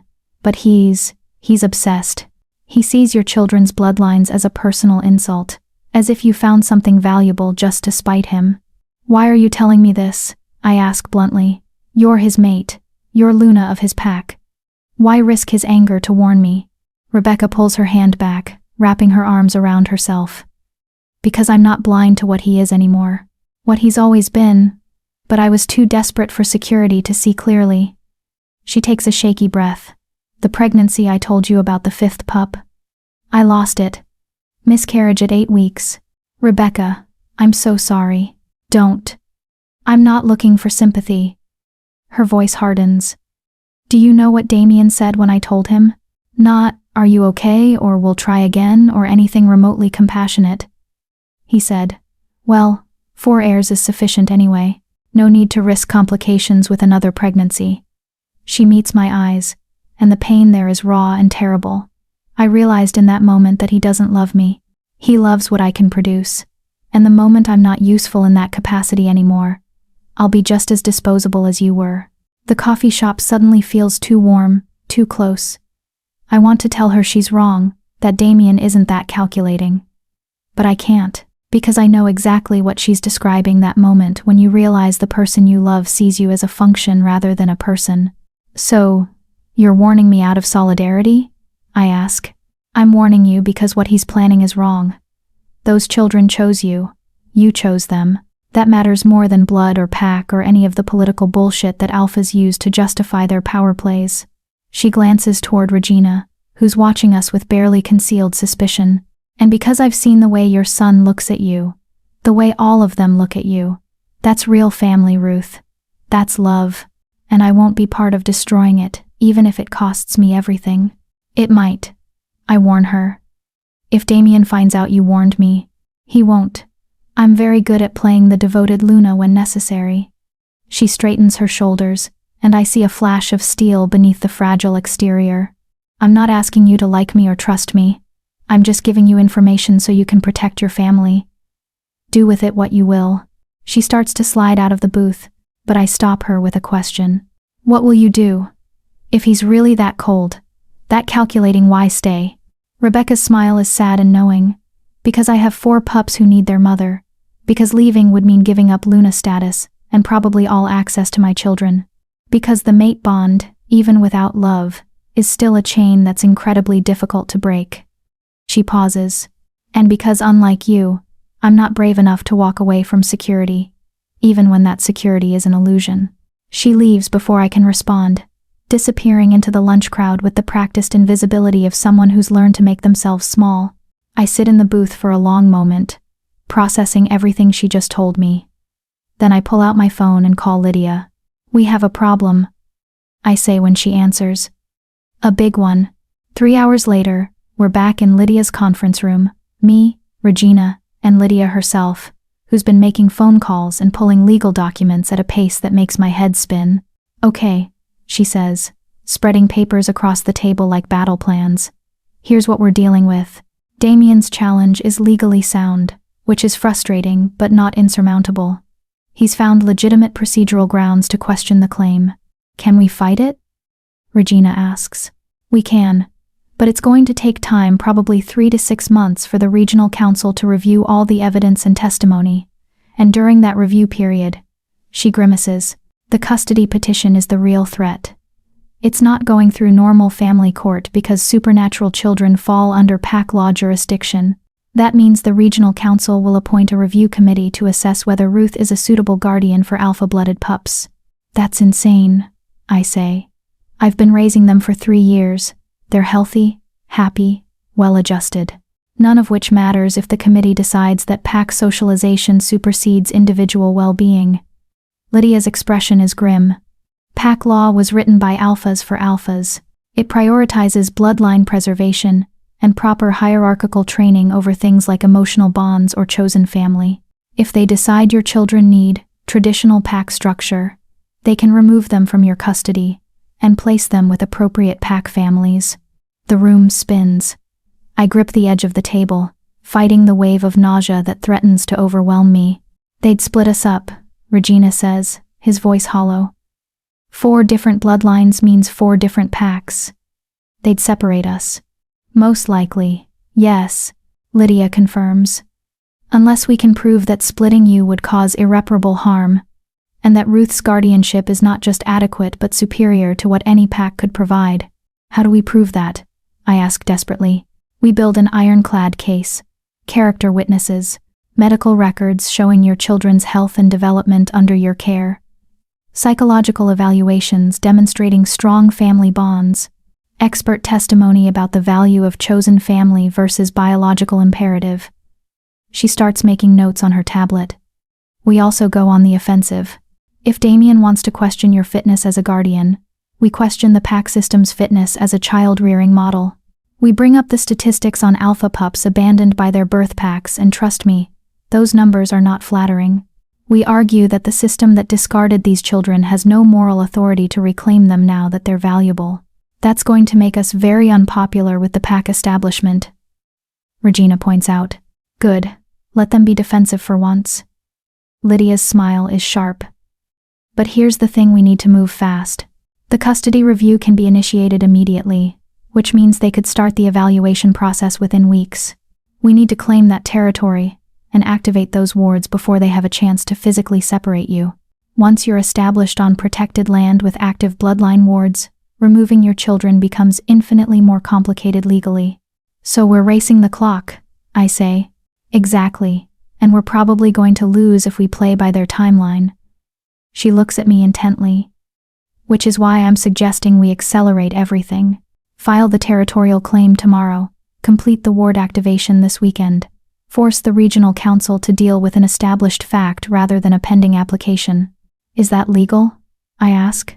"It's aggressive, but yes, technically legal. Ancient bloodline holders have the right to claim abandoned territories under emergency provisions. And I think we can argue that a credible custody threat constitutes an emergency." I look at Regina, reading the fear and determination warring in his expression. "What do you think?" "I think we don't have a choice," he says. "We either take the risk and fight, or we wait around to be separated. I'd rather go down fighting. The others need to weigh in," I say. "This affects all of them. They deserve a voice." "Agreed. But Ruth," Lydia's expression softens. "You need to prepare them for the possibility that we lose. That even with everything we do, the regional council might decide PAC law supersedes your custody rights. They need to know what we're risking." The thought of having that conversation with my children, with Lyric's fierce optimism and Ezra's quiet wisdom and Thalia's innocent trust, makes me want to vomit. But Lydia's right. They deserve the truth. That evening, I gather all 4 children in our small living room. They sit in various states of alertness. Regina already knows most of what I'm about to say, but the others can tell from my expression that something serious is coming. I tell them everything. About Rebecca's warning, about Damien's challenge, about the custody petition and what it could mean. The silence that follows is deafening. Finally, Lyric speaks, her voice small and scared in a way I've never heard from her. They could take us away from you? From each other? They could try, I say carefully. But we're not going to let that happen without a fight. What kind of fight? Ezra asks. Legal, physical? Legal, primarily. Lydia has a plan to claim the territory immediately and activate the wards this weekend. Once we're established on protected bloodline land, removing you becomes much more difficult. But not impossible, Thalia says quietly. They could still take us. I want to lie. Want to tell her that everything will be fine. That I'll protect them no matter what. That nobody can tear our family apart. But I've never lied to my children, and I'm not starting now. Yes, I admit. Even with everything we do, there's a chance the regional council could rule against us. Could decide that pack socialization is more important than our family bond. Could separate you and place you with different packs. I take a shaky breath. I need you all to understand what we're risking if we fight this. And I need you to decide if you want to take that risk, or if you'd rather make other arrangements. Other arrangements? Regina's voice is dangerous. Like what? Just surrender?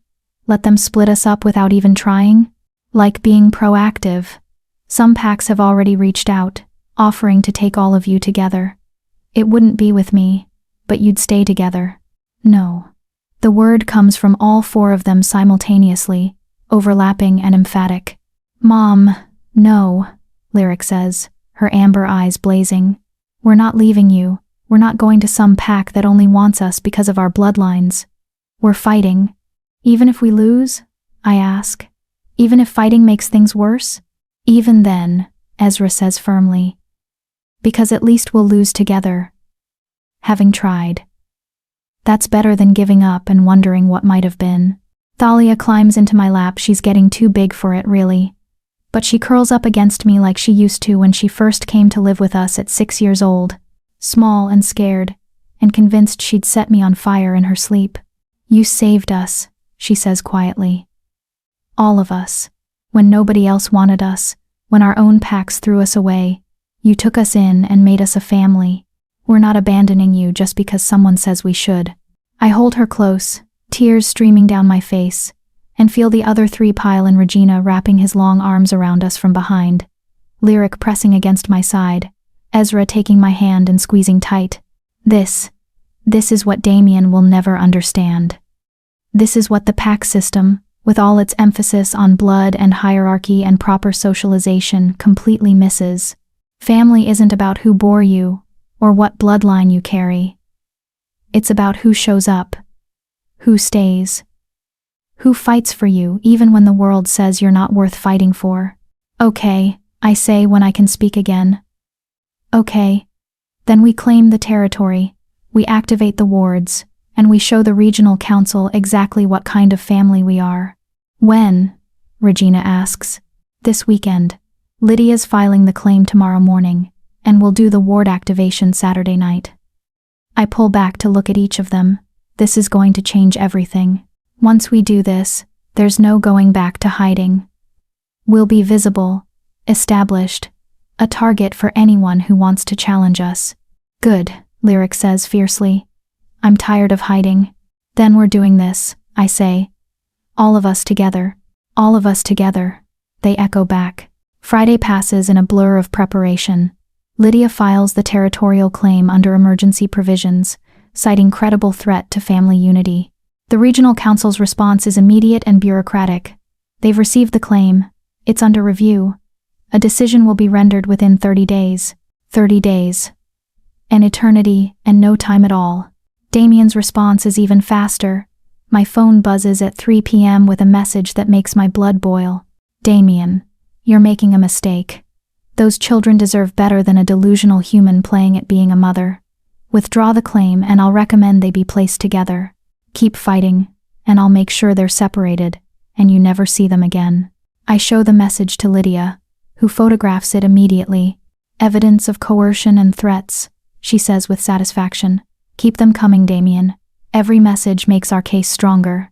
But that night, alone in the darkness of my living room, I let myself feel the fear I've been holding back. What if we lose? What if my arrogance and pride cost my children everything? What if I'm leading them into a battle we can't win? My phone buzzes again. I almost ignore it, but something makes me check. Rebecca, he knows I warned you. Not about this specific message, but he suspects. Be careful, and whatever happens, thank you for showing me what real strength looks like. I stare at that message for a long time, wondering what it cost her to send it, wondering what price she'll pay for her moment of solidarity. Then I delete it, protecting her the only way I can, and force myself to sleep. Because tomorrow, we go to war. Saturday morning dawns clear and cold, perfect weather for the most important ritual of our lives. We pack everything we might need: clothes, important documents, the few possessions that make a house feel like home. Lydia meets us at the apartment at 8 a.m. with a moving truck and 3 pack members she's personally vetted, wolves who believe in bloodline rights over pack politics, who've agreed to help us move and witness the ward activation. The drive to the territory feels both endless and too short.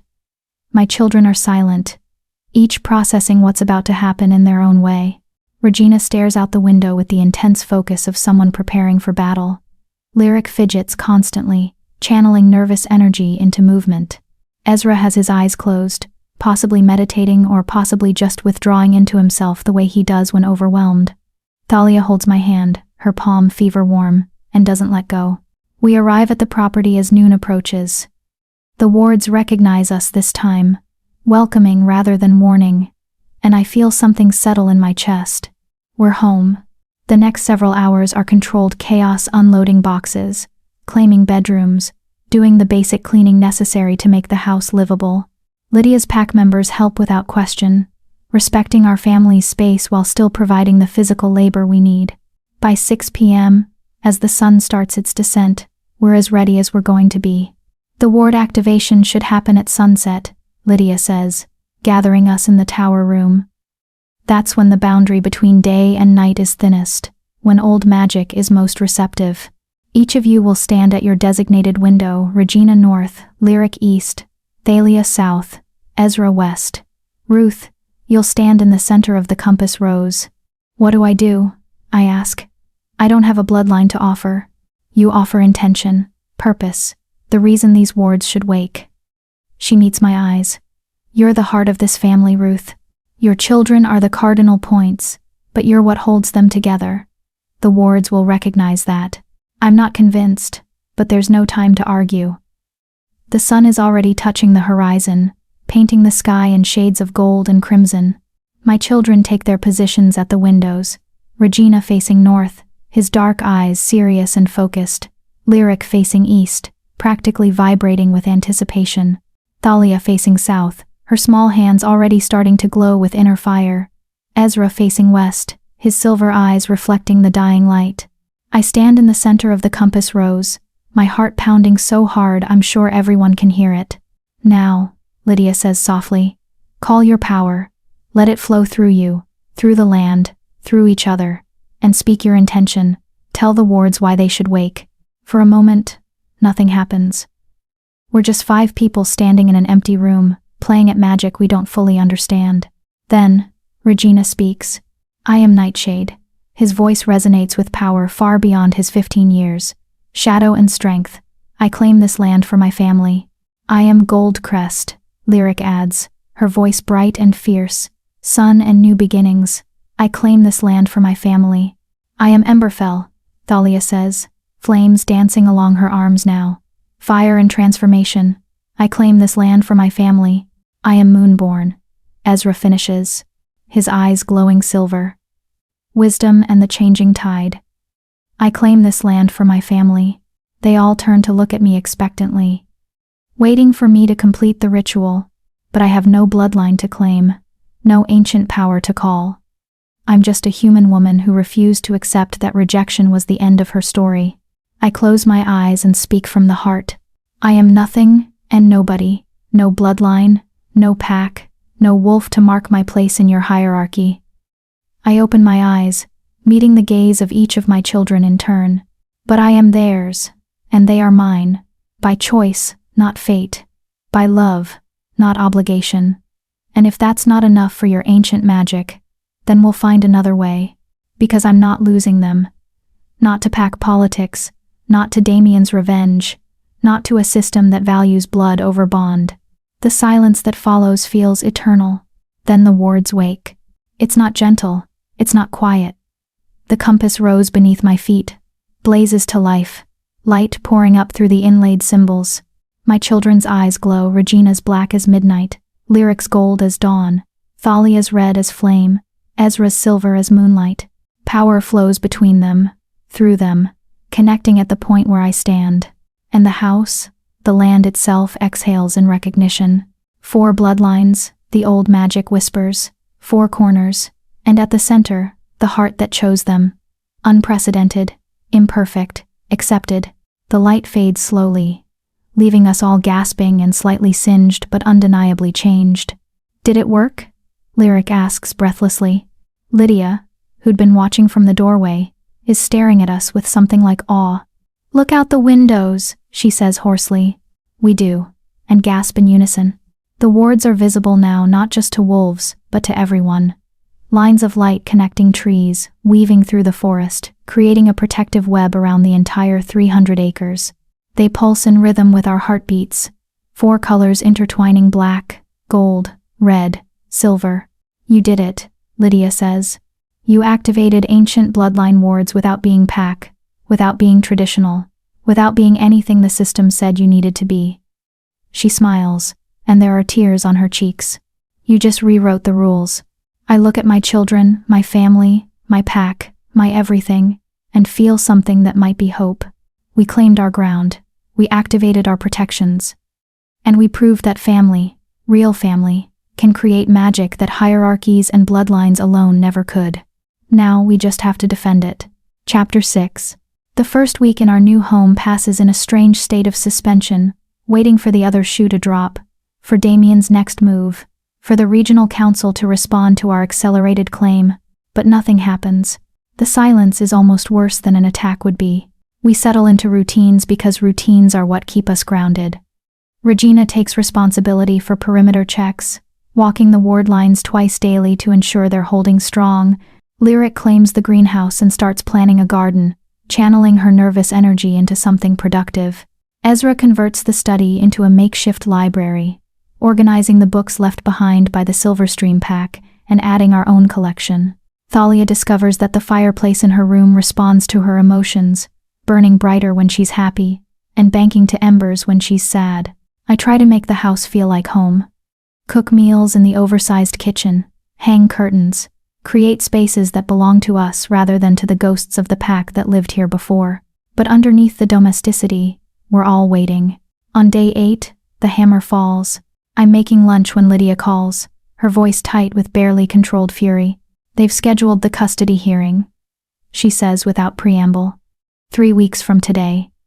And they've appointed the review committee. My hands go numb, the knife I'm holding clatters to the cutting board. Who? 3 members. Alpha Cornelius Ashford of Iron Ridge, the one who's been calling about Regina. Elder Meredith Grayson, supposedly neutral but with known traditional leanings. And... She pauses, and I can hear her take a steadying breath. And Damien Silverpaw himself. That's a conflict of interest, I say, my voice rising. He's the one who filed the petition. He can't judge it too. Apparently he can. He argued that as an alpha, with direct knowledge of your history and character, he's uniquely qualified to assess your fitness as a guardian. The regional council accepted that reasoning. Lydia's disgust is palpable. It's a stacked deck, Ruth. They're not even trying to hide the bias. I sink into a chair, the room spinning. So what do? We prepare. We build the strongest case possible. We find witnesses who can speak to your parenting, to your children's well-being, to the bond between you. She pauses, and we pray that at least one of those 3 committee members has a conscience. After she hangs up, I sit in my kitchen, our kitchen, in our home, on our land, and let myself feel the full weight of what's coming. They're going to take my children away. Not might, not could, will. Because the system is rigged, the judges are biased, and I'm a human woman trying to hold on to something the pack world says isn't mine to keep. Mom, I look up to find all 4 of them standing in the doorway. They must have heard my conversation with Lydia, or maybe they just sensed my distress through whatever bond we've forged in this house. The hearing is in 3 weeks, I tell them, because they deserve the truth. And Damien is on the review committee. The explosion of outrage is immediate and loud. Lyric starts pacing, her hands clenching into fists. Regina's expression goes dangerously blank, the way it does when he's fighting to control his wolf. Ezra's eyes flash silver, a warning sign that his usually calm demeanor is fracturing. Even Thalia, sweet gentle Thalia, has small flames dancing along her fingertips. That's cheating, she says, her voice shaking. They're cheating. Yes, I agree. They are. So we cheat back, Lyric says fiercely. We find a way to disqualify him, or we follow the law. I interrupt firmly. Because if we don't, we prove them right.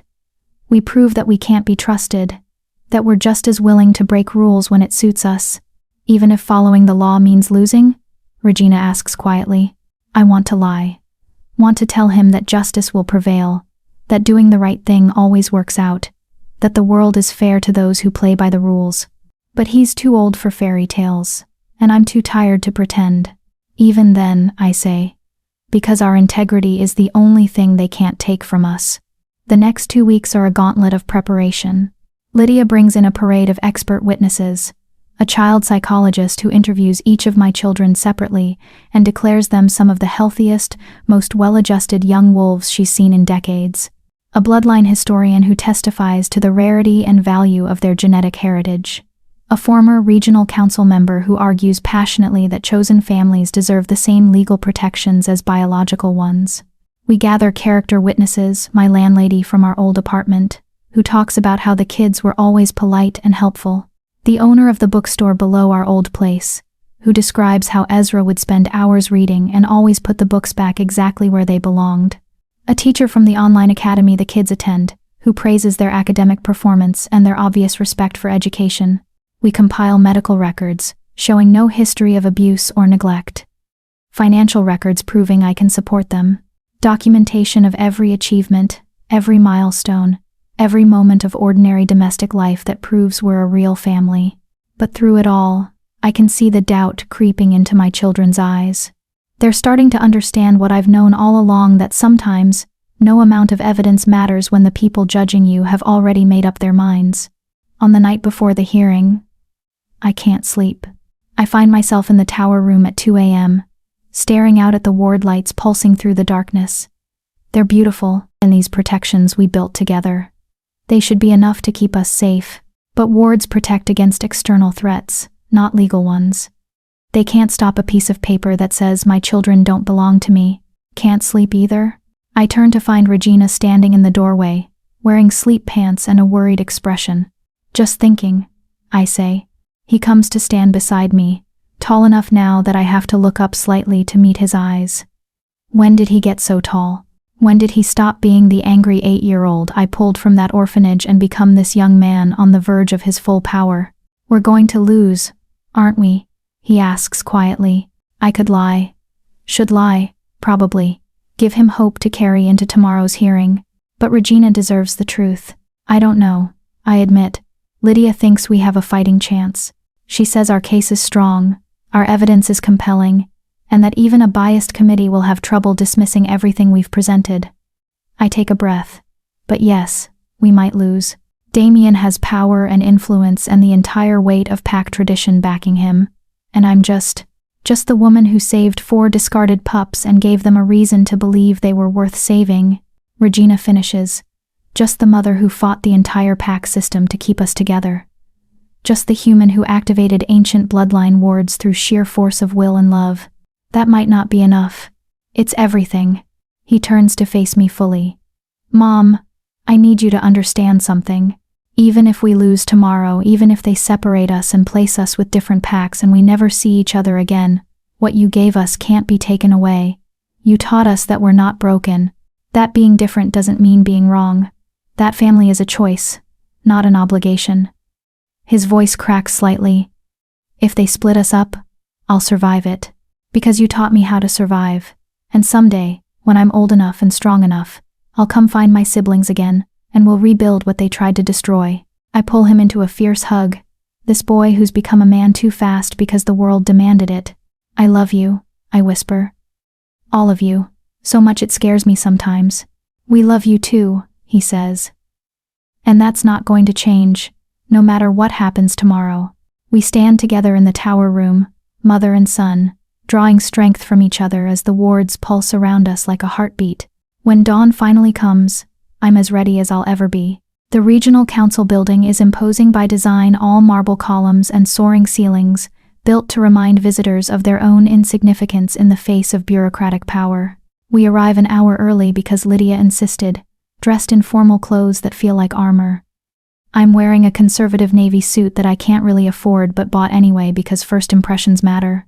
My children are dressed similarly, Regina in a suit that makes him look older and more dangerous, the girls in dresses that balance modesty with dignity, Ezra in slacks and a button-down that he keeps tugging at uncomfortably. We look like we're going to a funeral. Maybe we are. The hearing room is smaller than I expected, more conference room than courtroom, with a long table for the review committee and chairs arranged in rows for witnesses and observers.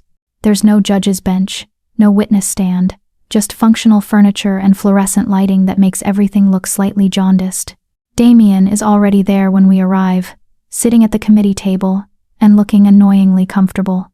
He's wearing an expensive suit and the kind of confident expression that comes from knowing the game is rigged in your favor.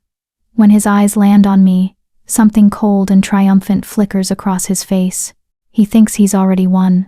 Alpha Cornelius sits to his left, the older man who's been calling about Regina, looking stern and official. Elder Meredith sits to his right, a silver-haired woman with sharp eyes and an expression that gives nothing away. "All rise for the review committee," someone announces, even though the committee is already seated. We stand anyway, following protocol. Elder Meredith speaks first. "This hearing is convened to review the custody arrangement of 4 minor wolves currently under the guardianship of Ruth Waldrop, human-born and unaffiliated with any recognized pack. The committee will hear testimony from both parties, review submitted evidence, and render a decision regarding the appropriateness of this arrangement." She looks directly at me. "Miss Waldrop, you understand that the burden of proof rests with you. You must demonstrate that your guardianship serves the best interests of these children better than traditional pack placement." "I understand," I say, keeping my voice steady. "Very well. We'll begin with opening statements. Miss Waldrop, you may proceed."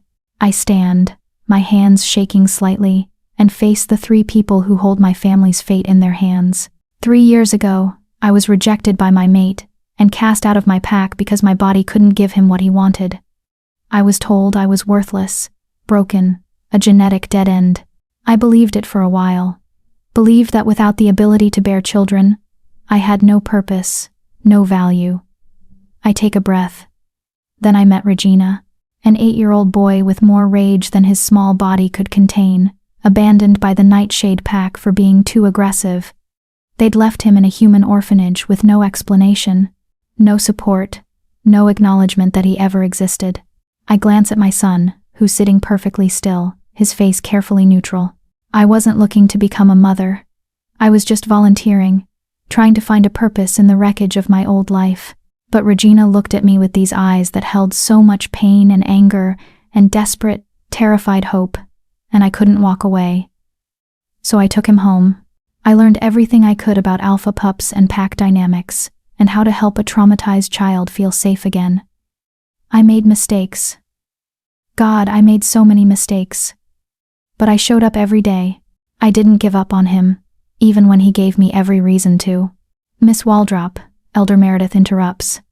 "This is all very touching, but I'm establishing pattern," I say firmly. Because a year later, I found Lyric, a 10-year-old with Goldcrest bloodline, declared illegitimate and denied by her birth pack. She was in the foster system, bouncing between homes that couldn't handle a wolf child. I brought her home to Regina, and we became 3. Then Ezra, abandoned by the Moonborn pack for having cursed eyes. Then Thalia, one of the Emberfell survivors that her pack couldn't afford to keep. I lean forward, my hands flat on the table. 4 children. 4 ancient bloodlines. 4 souls that the pack system declared disposable. I didn't rescue them, they rescued me.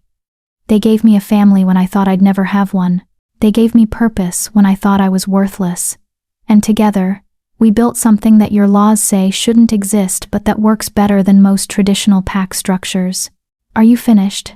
Damien asks, his voice dripping with disdain. No. I turn to face him directly.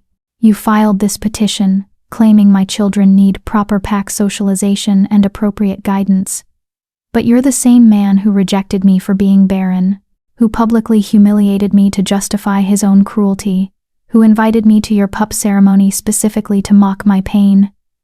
You don't care about my children's well-being. You care about punishing me for daring to thrive after you tried to destroy me. The room goes completely silent. That's a serious accusation, Alpha Cornelius says carefully. It's the truth. And everyone in this room knows it. I straighten my shoulders. I'm not the perfect mother. I'm not a wolf. I can't shift. I can't teach them everything about pack dynamics and hierarchy. But I love them. Unconditionally. Completely. Without reservation. And I've proven, over 3 years, and through every challenge, that love is enough. That chosen family is real family. That my children are thriving under my care. I sit down, my heart pounding, and feel Regina's hand find mine under the table and squeeze. Damien's opening statement is everything I expected. Cold, clinical, focused on my deficiencies. I'm human, therefore unqualified. I have no pack support, therefore isolated. I lack the resources and knowledge to properly prepare alpha-blooded pups for their future roles. He makes it all sound so reasonable, so logical. That's what makes it terrifying. The hearing proceeds with witness testimony. Lydia's experts speak eloquently about child development and bloodline significance. My character witnesses paint a picture of a devoted mother and well-adjusted children. Then Damien's witnesses take their turn. A pack psychologist testifies that children raised outside pack structures often struggle with identity and belonging. A bloodline specialist argues that ancient lines require specific cultural education that a human guardian can't provide. An alpha from a neighboring pack suggests that my children's genetic heritage is too valuable to be wasted on a non-traditional household. They never quite say I'm a bad mother. They just imply that even good human parenting can't compete with mediocre pack parenting when it comes to wolf children. It's death by 1,000 careful cuts. The hearing stretches into the afternoon. My children are called to testify one by one, asked questions designed to reveal cracks in our family structure. Regina is asked if he resents having a human mother who can't understand his wolf nature. He responds that understanding comes from listening, not from sharing DNA. Lyric is asked if she feels isolated from other young wolves. She responds that quality matters more than quantity when it comes to relationships. Ezra is asked if he wishes he'd been raised in a traditional pack. He responds that his birth pack called him cursed and threw him away. So no, he doesn't wish that at all. Thalia, the youngest, breaks my heart when she's asked if she understands what it means to have a mother who isn't a wolf. It means I have a mom who chose me, she says, her voice small but clear, not because she had to, but because she wanted to. That feels more special than being born to someone who might not have wanted you. Even Elder Meredith looks affected by that response. But Damien remains unmoved. As the day wears on, I can feel our case slipping away. We have love and evidence and compelling testimony. They have tradition and precedent, and the full weight of a system that wasn't designed to accommodate families like ours. Finally, as the sun starts to set, Elder Meredith calls for closing statements. Damien stands, and his final argument is devastating in its simplicity. Nobody disputes that Miss Waldrop loves these children. Nobody disputes that she's tried her best.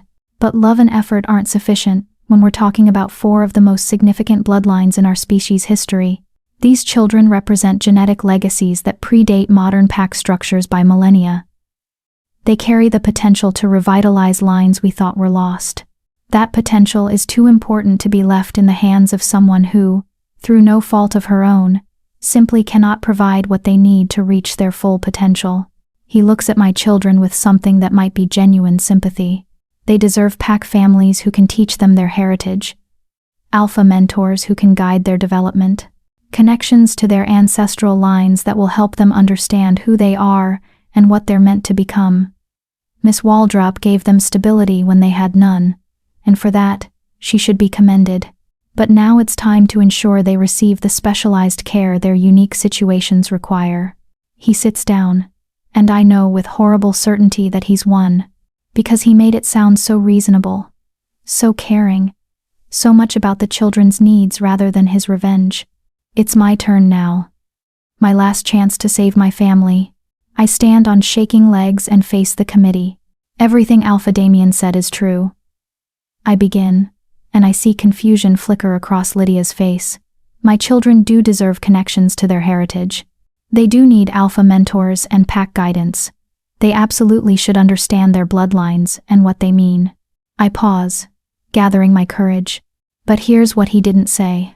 Those 4 bloodlines? They were destroyed by pack politics. The Nightshade pack imploded from infighting. The Goldcrest pack became so obsessed with bloodline purity that they rejected anyone who didn't fit their narrow definition. The Moonborn pack declared their own children cursed for having the wrong eye color. The Emberfell pack was hunted nearly to extinction, while other packs stood by and did nothing to help. I let that sink in. The pack system didn't preserve these precious bloodlines, it destroyed them. And now that my children have survived despite being discarded by that system, suddenly everyone wants to reclaim them, wants to profit from their genetic heritage, use their bloodlines for political leverage, force them into molds that nearly killed their ancestors. I move to stand behind my children, placing a hand on each of their shoulders. I can't teach them everything about pack dynamics. I can't shift with them, or fully understand what it means to have a wolf. But I can teach them something the pack system apparently can't, that their value isn't determined by their usefulness to others, that family is about more than genetic legacy, that love without conditions is possible and worth fighting for. My voice cracks, but I push through. If you separate us, you're telling them that everything I taught them was a lie, that in the end, bloodline matters more than bond, that their worth is in their DNA, not in who they are as people. Is that really the lesson you want to send? I sit down, exhausted and emotionally drained, and wait for the committee to deliberate. They don't leave the room to discuss. They just turn to each other and begin speaking in low voices that were clearly not meant to overhear.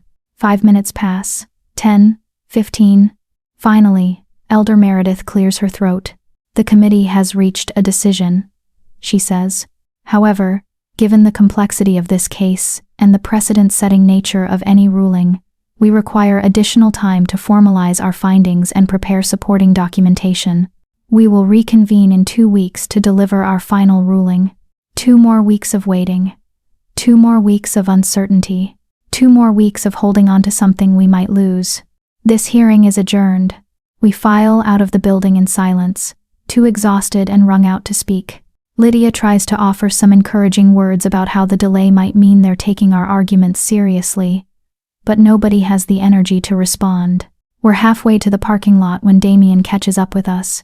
Ruth, a word. I turn to face him, keeping my children behind me. I have nothing to say to you. Then listen.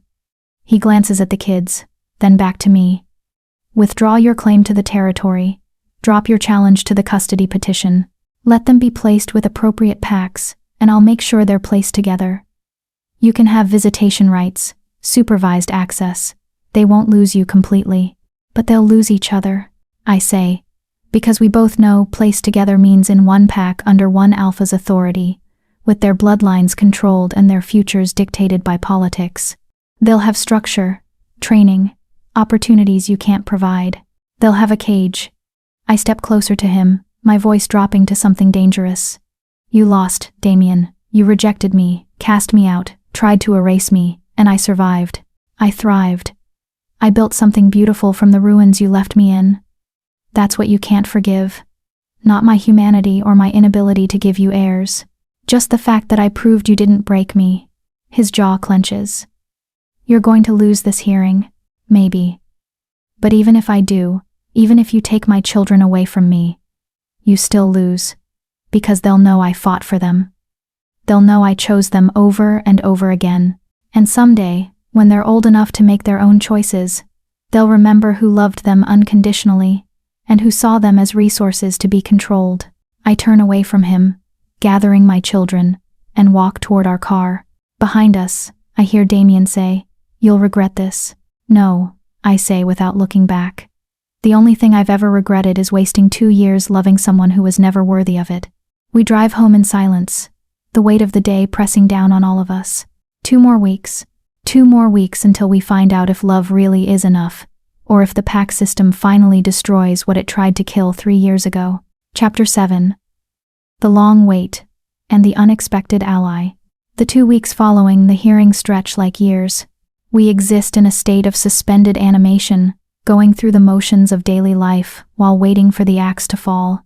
The house that felt like sanctuary now feels like a beautiful cage, its ward lights pulsing in rhythms that match our anxious heartbeats.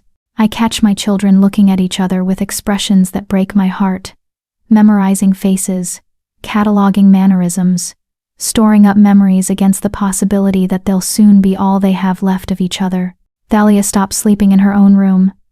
She drags her blankets into her sister's room every night, curling up between Lyric and the wall like she used to when she first came to us. When I ask her why, she says, "I'm practicing for when I can't anymore." Ezra spends hours in the study, organizing and reorganizing the books, creating systems, building structures, controlling the one small piece of his world that he can. He doesn't talk about what he's feeling, but I find notes tucked into various books, messages for his siblings, telling them things he might not get to say in person. "Lyric, you're braver than you think. Don't let anyone make you small. Regina, it's okay to ask for help sometimes. Strength isn't the same as invulnerability. Thalia, your fire is a gift, not a curse. Burn bright." Lyric channels everything into the greenhouse, working the soil with an intensity that borders on obsession. She's planning next year's garden, even though she might not be here to see it grow, building something for the future as an act of defiance against the uncertainty. And Regina becomes my shadow, following me room to room, helping with mundane tasks, never quite leaving me alone. It takes me 3 days to realize what he's doing. He's saying goodbye, not with words, because words would make it real, but with presence, with time, with the quiet intimacy of shared space and comfortable silence. On day 4, I find him sitting on the back porch at dawn, staring out at the forest with an expression too old for his 15-year-old face. I sit beside him without speaking, and we watch the sunrise paint the sky in shades of rose and gold. "I've been thinking," he says finally, his voice rough, "about what happens if we lose. If they split us up." "Regina." "No, listen, I need to say this." He turns to face me, and his eyes, those dark nightshade eyes that once held nothing but rage, are filled with something that looks like peace.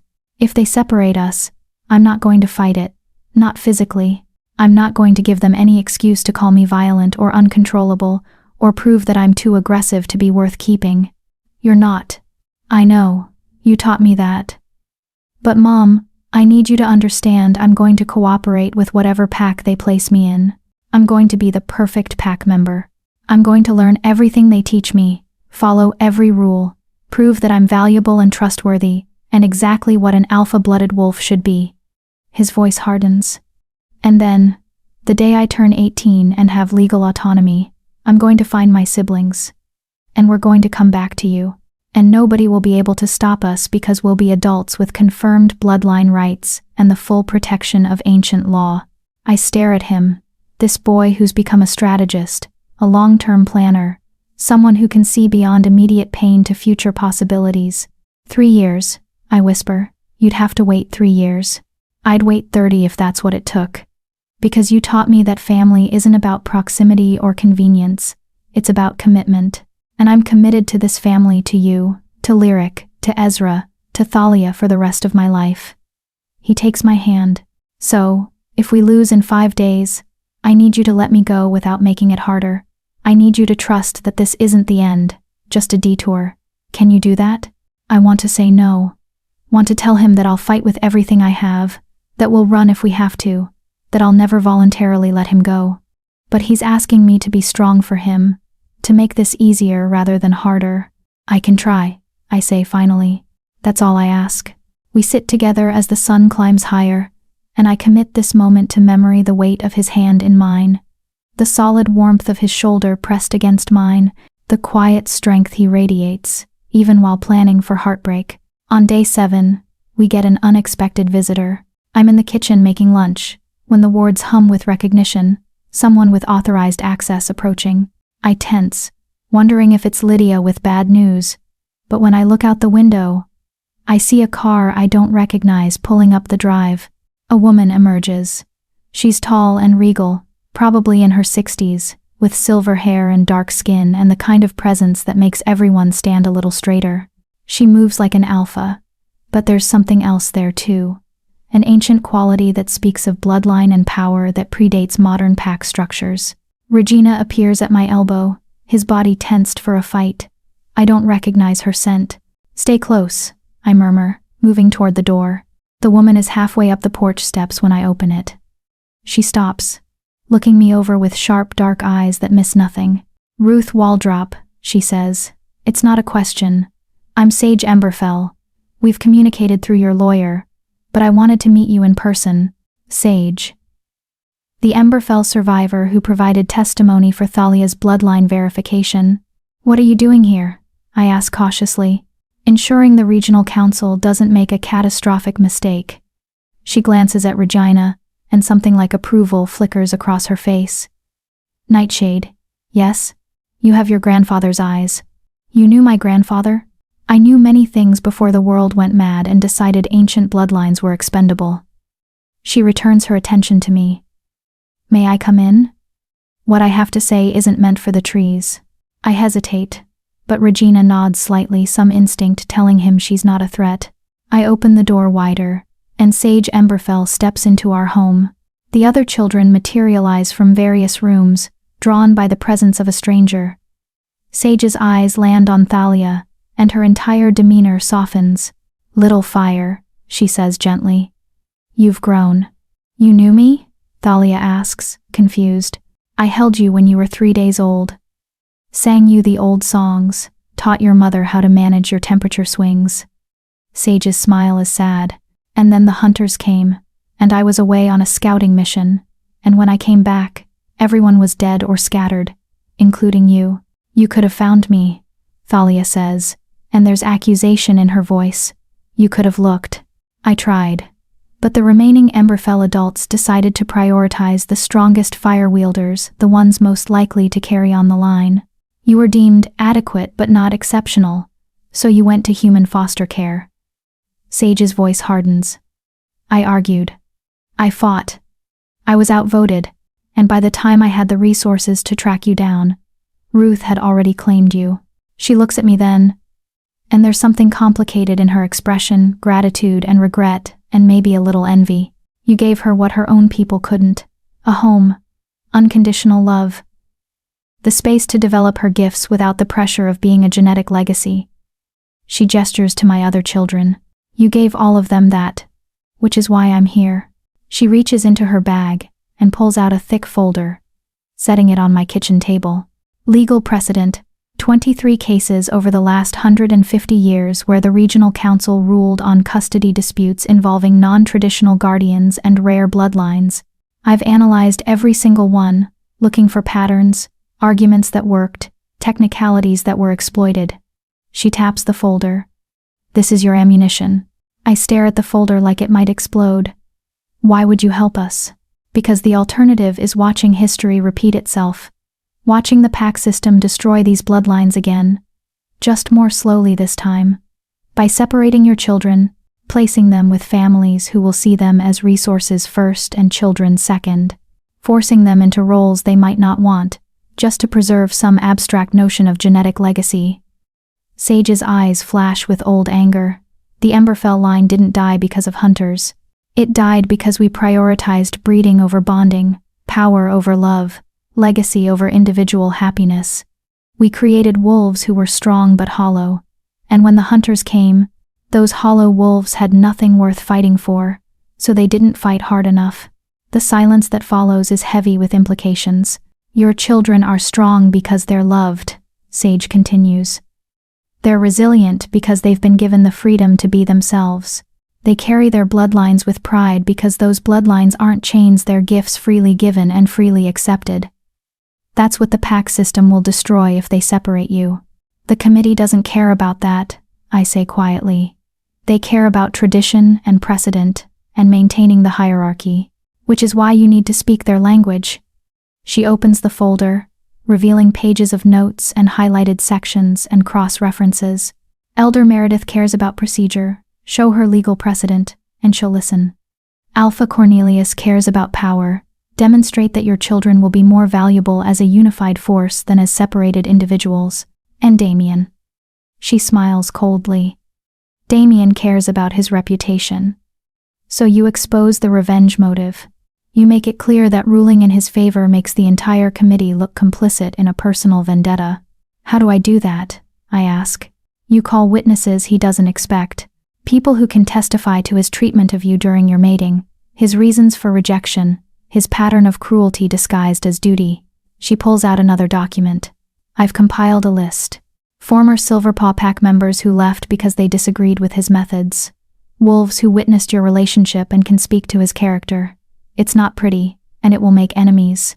But it might also make the committee think twice about rubber stamping his petition. I look at Lydia's carefully compiled evidence, at Sage's new ammunition, at my children watching with fragile hope in their eyes. This could work, Regina says slowly.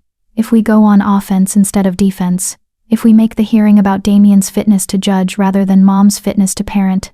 It's risky, Sage warns. It'll burn bridges, make powerful people very angry. You'll have enemies for years. We already have enemies, Lyric points out. At least this way, we're fighting back. I think about everything we've been through. The ceremony where Damien tried to humiliate me and I walked in with my head high.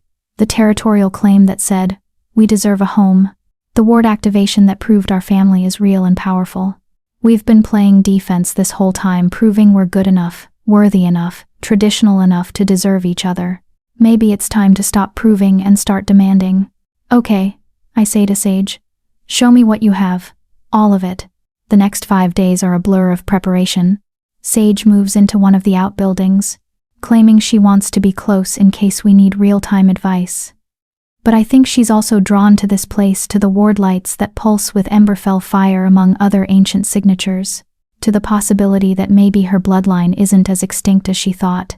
She and Thalia spend hours together, the older woman teaching the younger one things about fire control and Emberfell history that I could never provide. I watch them and feel something complicated, gratitude that my daughter is connecting with her heritage, and a small, selfish fear that Sage could provide what I never can. But then Thalia runs to me at dinner, breathless with excitement about what she learned, and I realize the fear is groundless. Sage can teach her about fire. I taught her about family. Both matter, neither is sufficient alone. Lydia arrives on day 10 with our witness list expanded. She's found 3 former Silverpaw Pack members willing to testify about Damien's behavior during our mating. One of them, a woman named Clara, who used to be my closest friend, before the rejection, has written a statement that makes me want to cry. Damien never loved Ruth. He loved the idea of her Abeda's daughter who could strengthen alliances and produce heirs. When she failed at the producing part, he discarded her without a second thought. I watched him become colder and crueler over 2 years, treating her like a broken appliance rather than a person. And when he rejected her, he did it publicly, specifically to humiliate her. This custody petition isn't about the children's welfare. It's about punishing Ruth for having the audacity to thrive after he tried to destroy her. She's putting her neck on the line, Lydia says. Testifying against an alpha, especially one as vindictive as Damien, could get her blacklisted from Pack Society. Then why is she doing it? I ask. Because she says she owes you, that she should have stood by you 3 years ago and didn't. And this is her chance to make it right. Lydia slides the statement across the table. Do you want her to testify? I think about Clara, bright, funny, loyal right up, until loyalty became inconvenient. The friend who sent that text saying she couldn't be associated with this situation, part of me wants to tell her no. to let her live with her guilt, without offering her the redemption of helping now. But the larger part, the part that understands how hard it is to stand against the system, to risk everything for principle, knows that people deserve second chances. Yes, I say. Tell her yes. On day 12, Rebecca calls. I almost don't answer. We haven't spoken since her warning at the coffee shop, and I'm not sure what else she could tell me that would help. But curiosity wins again. Rebecca? Ruth. She pauses, and I hear what sounds like a door closing. I need to tell you something. About the committee. My heart stops. What about them? Elder Meredith came to visit Damien yesterday. I overheard part of their conversation. They weren't as private as they thought. She takes a breath. She's leaning toward ruling in your favor. She thinks the evidence is compelling, that separating siblings would cause significant harm, and that Damien's presence on the committee is problematic. Hope flares in my chest. That's good news. It would be, except Damien knows, and he's planning something for the final hearing. Something that will force Meredith to rule against you regardless of the evidence. Her voice drops to barely a whisper. I don't know what it is, but I heard him tell Alpha Cornelius that he has insurance against a negative ruling, that you'll destroy yourself at the hearing. Insurance? Destroy myself? Rebecca, what does that mean? I don't know. I'm sorry. I needed to warn you. Whatever he's planning, be careful. Don't give him ammunition. She hangs up before I can ask more questions. I sit in my kitchen, our kitchen, in our home, and try to figure out what Damien could possibly have planned that would make me destroy my own case. And I come up with nothing, which terrifies me more than if I could guess. The night before the final hearing, we gather in the tower room, all 5 of us, sitting in our designated positions, Regina at the north window, Lyric at the east, Thalia at the south, Ezra at the west, me in the center of the compass rose, where the wards recognize me not as a bloodline carrier but as the heart that holds them together. Whatever happens tomorrow, I say, my voice steady despite my fear. I need you all to know something. You are my greatest achievement. Not activating these wards, not claiming this territory, not standing up to the pack system. You, Regina, Lyric, Ezra, Thalia. You are what I'm most proud of in this world. Mom, Lyric starts, her voice thick with emotion. Let me finish. If we lose tomorrow, if they separate us, I need you to remember that what we built together was real, is real. Nothing they do can change the fact that we chose each other, that we loved each other, that we were a family. Regina corrects firmly. We are a family, present tense, and we're going to stay that way. We don't know that. Yes, we do.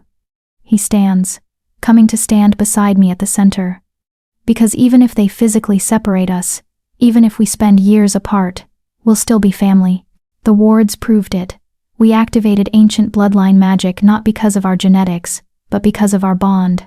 That doesn't just disappear because some committee says it should.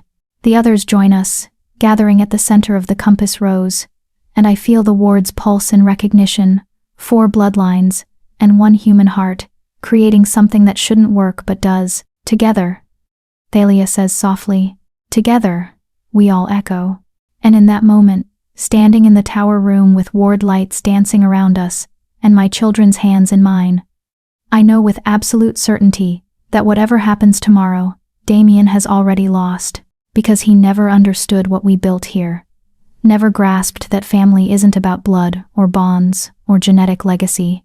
It's about showing up, staying, choosing each other, over and over again, especially when the world says you shouldn't. That's the magic he can never touch. That's the strength he can never break. And tomorrow, when we walk back into that hearing room, we're going to show him, show all of them, exactly what he threw away when he rejected me. Not a broken, barren woman, but a mother fierce enough to fight the entire world for her children, and a family strong enough to weather whatever storm comes next. Chapter 8, The Final Verdict. The second hearing feels different from the first. Maybe it's because we know what we're walking into this time. Maybe it's because we've spent 2 weeks preparing for war instead of hoping for mercy. Or maybe it's because my children walk into that building like warriors going into battle, heads high, shoulders back, ready to face whatever comes. We're not victims anymore, we're challengers. The hearing room is more crowded than before. Word has spread about the case. The rejected, Barren Luna, raising 4 ancient bloodline heirs, fighting the system that threw them all away. People want to witness history. Or maybe they just want to see the spectacle of watching us fail publicly. Damien is already seated at the committee table, looking supremely confident. Alpha Cornelius sits beside him, expression neutral. Elder Meredith is the last to arrive. And when her eyes meet mine, I see something there that might be sympathy, or might be pity. I can't tell which, and I'm not sure which would be worse. This hearing is reconvened. Elder Meredith announces once everyone is seated. The committee has reviewed all submitted evidence and testimony from the initial hearing. Today we will hear any additional evidence either party wishes to present before rendering our final decision. Lydia stands. The guardian wishes to present additional testimony, Your Honor. Your Honor? Elder Meredith raises an eyebrow. This isn't a formal trial, Miss Thorne whisper. But, proceed. We call Clara Whitmeadow to testify. There's a murmur through the crowd as Clara enters, a slim blonde woman in her 30s, her hands trembling slightly as she takes her seat. She avoids looking at Damien, which tells me everything about how much courage this is taking. Lydia walks her through her testimony methodically. Clara's friendship with me during the mating. Damien's progressive coldness as my inability to conceive became apparent. The cruel little comments he'd make in private, the way he'd discuss me with other pack members like I wasn't there, the systematic erosion of my self-worth. And when he rejected her, Lydia asks, why did he do it publicly? He said it was to set an example. To show the pack that even Luna wasn't above the requirements of her position, that everyone had duties, and failure to fulfill them had consequences. Clara's voice shakes. But everyone knew the real reason. He wanted to humiliate her. Wanted to make sure she'd never be able to show her face in pack society again. He wanted to destroy her completely. Objection, Damien says sharply. This is speculation about my mental state, not fact. Sustained, Elder Meredith says. Miss Whitmeadow, please confine your testimony to what you directly observed, not your interpretation of motives. I observed him smiling, Clara says quietly, during the rejection ceremony, while Ruth was crying. I observed him laugh afterward with his beta about how dramatic she was being. I observed him systematically destroying every friendship she had, by implying that association with her would be seen as disloyalty to him. Those are facts. The silence that follows is damning. Lydia calls 2 more witnesses, former Silverpaw Pack members who corroborate Clara's account.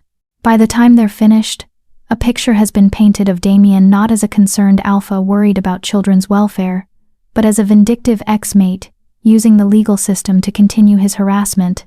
Then it's Damien's turn for rebuttal. He stands slowly, and there's something in his expression that makes my skin crawl. Something triumphant and cruel that I remember from the worst days of our mating. I won't dispute that my rejection of Ruth was public, he says. Pack law requires public rejection of a Luna to be valid. But the narrative being constructed here that this custody petition is personal revenge is both insulting and false. I'm concerned about these children because they represent genetic legacies that are too important to be mismanaged. He pulls out a tablet, calling up something on the screen. Miss Waldrop has presented herself as a devoted mother who's raised these children successfully for 3 years. But I have evidence that her guardianship has been marked by significant incidents she's failed to disclose. My blood runs cold. What is he talking about? Exhibit A, Damien says, projecting an image onto the screen at the front of the room.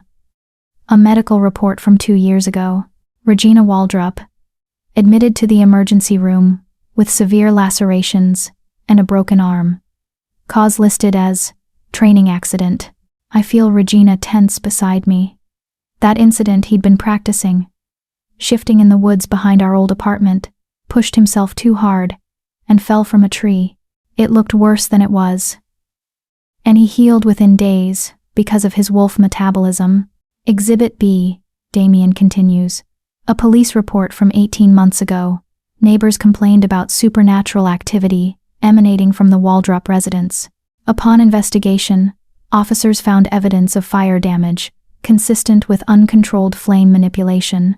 That was Thalia, during a nightmare. She'd set her sheets on fire before I could calm her down. We'd handled it, filed the proper reports with supernatural services, got her additional therapy to help with the trauma triggers. It had been frightening, but not dangerous. I'd been awake and monitoring, and the fire never spread beyond her bed. Exhibit C, Damien says, and his smile is vicious now. A report from Child Protective Services from 8 months ago, investigating claims of inadequate supervision after Lyric Waldrop was found alone in a public park after dark. That was the night I'd had to work late at my part-time job, and Lyric had snuck out without telling Regina, who was supposed to be watching her. It was a lapse in judgment, mine for not having better backup plans, hers for not following house rules, but CPS had investigated and closed the case as unfounded. Each incident individually might be explainable, Damien says, addressing the committee now. But together, they paint a picture of a guardian who's overwhelmed, who lacks the resources and support system to safely raise 4 high-needs children, who's doing her best but whose best simply isn't adequate. He turns to face me directly. I'm not saying Ruth is deliberately negligent. I'm saying she's human, raising supernatural children with complex needs, without PAC support or proper resources. And these incidents prove that it's only a matter of time before one of these children is seriously hurt or worse under her care. The room erupts in whispered conversations. I see some heads nodding, others looking at me with skepticism or concern. Even Elder Meredith is frowning as she reviews the documents Damien has submitted. This is it. This is his insurance. Not a lie, but a selective presentation of truth twisted into a weapon. I want to stand up and explain each incident. Want to defend myself, justify my choices, prove that I've done everything I could to keep my children safe. But before I can move, Regina stands. May I speak? He asks, his voice cutting through the noise. Elder Meredith looks surprised but nods. You may address the committee. Regina walks to the front of the room with the confidence of someone 3 times his age. He faces the committee, and when he speaks, his voice is clear and strong. Everything Alpha Damien said is true. Those incidents happened, but what he didn't tell you is the context. He points to the medical report on the screen. That training accident happened because I was practicing shifting alone in the woods, trying to figure out my wolf by myself because I didn't have a pack to teach me. I fell, broke my arm, and instead of hiding it or trying to tough it out, I told Mom immediately. She took me to the hospital, filed all the proper reports, and then spent the next 3 months finding me a qualified shifter trainer who could teach me safely. He moves to the next exhibit. The fire incident with Thalia happened during a nightmare about the hunters who killed most of her birth pack. It was traumatic and scary, but Mom was awake and monitoring like she does every night because she knows Thalia's triggers. The fire never spread beyond her bed because Mom had already installed fire suppression systems in all our bedrooms. She'd prepared for that exact scenario. He looks at the final exhibit, and the CPS investigation happened because Lyric made a stupid choice to sneak out, and Mom had to work late because raising 4 kids on a single income is expensive. CPS investigated and found nothing wrong because there was nothing wrong, just a normal family situation where sometimes things don't go perfectly. He turns to face Damien directly, and there's something dangerous in his expression. You want to paint these incidents as evidence of neglect, but they're actually evidence of the opposite. Evidence that, when things go wrong, and things always go wrong when you're raising kids, Mom handles them. She doesn't hide them or pretend they didn't happen. She documents them, gets us help, adjusts her approach. She shows up and does the work. He looks back at the committee. You want to know what neglect looks like? It looks like the Nightshade Pack dumping an 8-year-old at a human orphanage because he was too aggressive to control. It looks like the Goldcrest Pack refusing to acknowledge Lyric's existence because her mother wasn't the right bloodline. It looks like the Moonborn Pack performing a banishment ritual on a 10-year-old for having silver eyes. It looks like the Emberfell Pack choosing the strongest pups to save, and sending the rest of us to human foster care to take our chances. His voice rises, filling the room with barely controlled fury. Those are the people you want to give us back to? The packs that threw us away like garbage? You think they'll do better than the woman who saw 4 discarded children and said, "You're mine now, and I'll fight anyone who tries to take you"?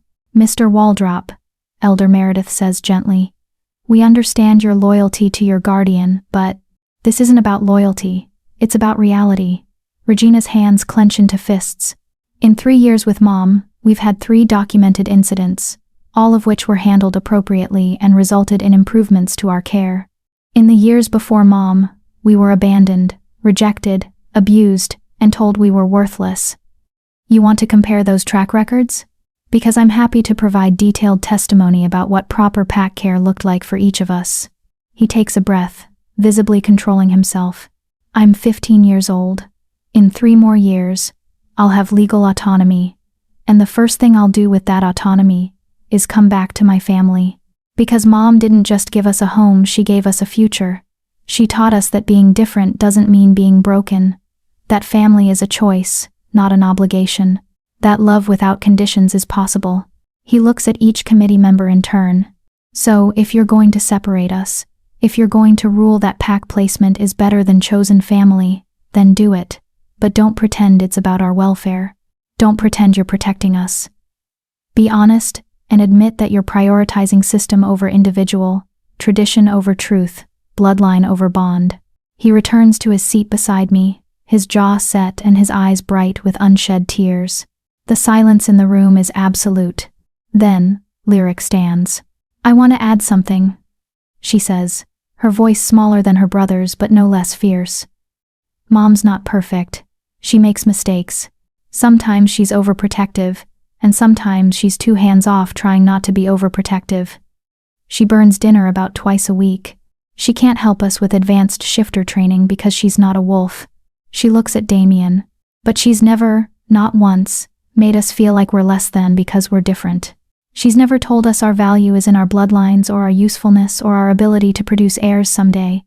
She loves us because we exist, not because of what we can do for her.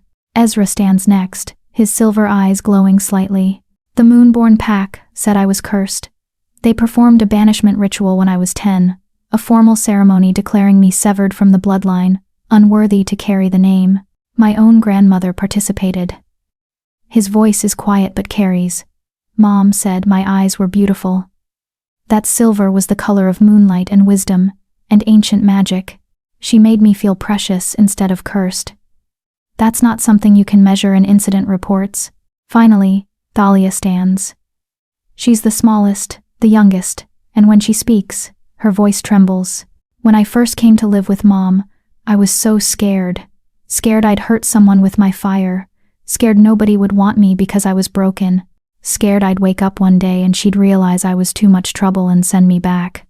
She looks at me, and tears are streaming down her face. But she didn't. Even when I set things on fire in my sleep, even when I had nightmares every night for 6 months, even when I was so scared and angry that I could barely function, she didn't send me back. She just held me and told me we'd figure it out together. She turns to the committee. You want to send us back to packs? To families who threw us away? You think that's better than staying with the person who chose us? Who fights for us? Who loves us even when we're difficult and complicated and expensive? She wipes her tears angrily. If you separate us, if you take us away from Mom, we'll survive, because she taught us how. But we'll know, for the rest of our lives, that the system values bloodline more than bond, that our genetic heritage matters more than our happiness. That love isn't actually enough. She sits down, and the room remains silent. Elder Meredith is staring at my children with an expression I can't read. Alpha Cornelius looks uncomfortable, his earlier confidence shaken. And Damien looks furious. This wasn't how his insurance was supposed to work. He'd presented evidence of my inadequacy, and instead of destroying me, it gave my children a platform to defend me. Does the guardian wish to make a statement? Elder Meredith asks me. I stand slowly, my legs shaking, and face the 3 people who hold my family's fate in their hands. My children said everything I could say, and they said it better than I could. I begin. They're right that I'm not perfect. I make mistakes. I'm learning as I go, figuring out how to raise supernatural children without a supernatural community to guide me. Sometimes I get it wrong. I take a breath, but I show up. Every day, every challenge, every crisis I show up. And when I fail, I adjust and try again. I don't have the resources of a pack, or the knowledge of generations of wolf rearing.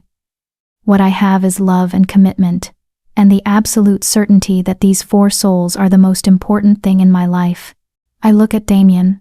You rejected me 3 years ago because I couldn't give you biological children. You told me I was worthless, broken, a failure as a mate, and a Luna. And you were right about one thing: I couldn't give you what you wanted. But you were wrong about my worth. I gesture to my children. These 4 proved that my worth isn't in my ability to breed. It's in my capacity to love, to choose, to build something meaningful from the wreckage of broken dreams. You threw me away because I didn't fit your needs. They chose me because they saw what you never could. That family is about more than biology or fate or pack bonds. I straighten my shoulders. So, if you rule against us, if you decide that pack placement is better than what we've built, I'll accept your decision. I'll let them go, because I love them enough to want what's best for them, even if that destroys me. But I'll also know that the system that rejected me, that rejected them, that prioritizes tradition over truth, that system is broken beyond repair. I sit down, and my children immediately reach for me, hands finding mine, shoulders pressing against mine, creating a united front. Elder Meredith looks at her fellow committee members. We need to deliberate. Please clear the room except for the parties directly involved and their legal counsel.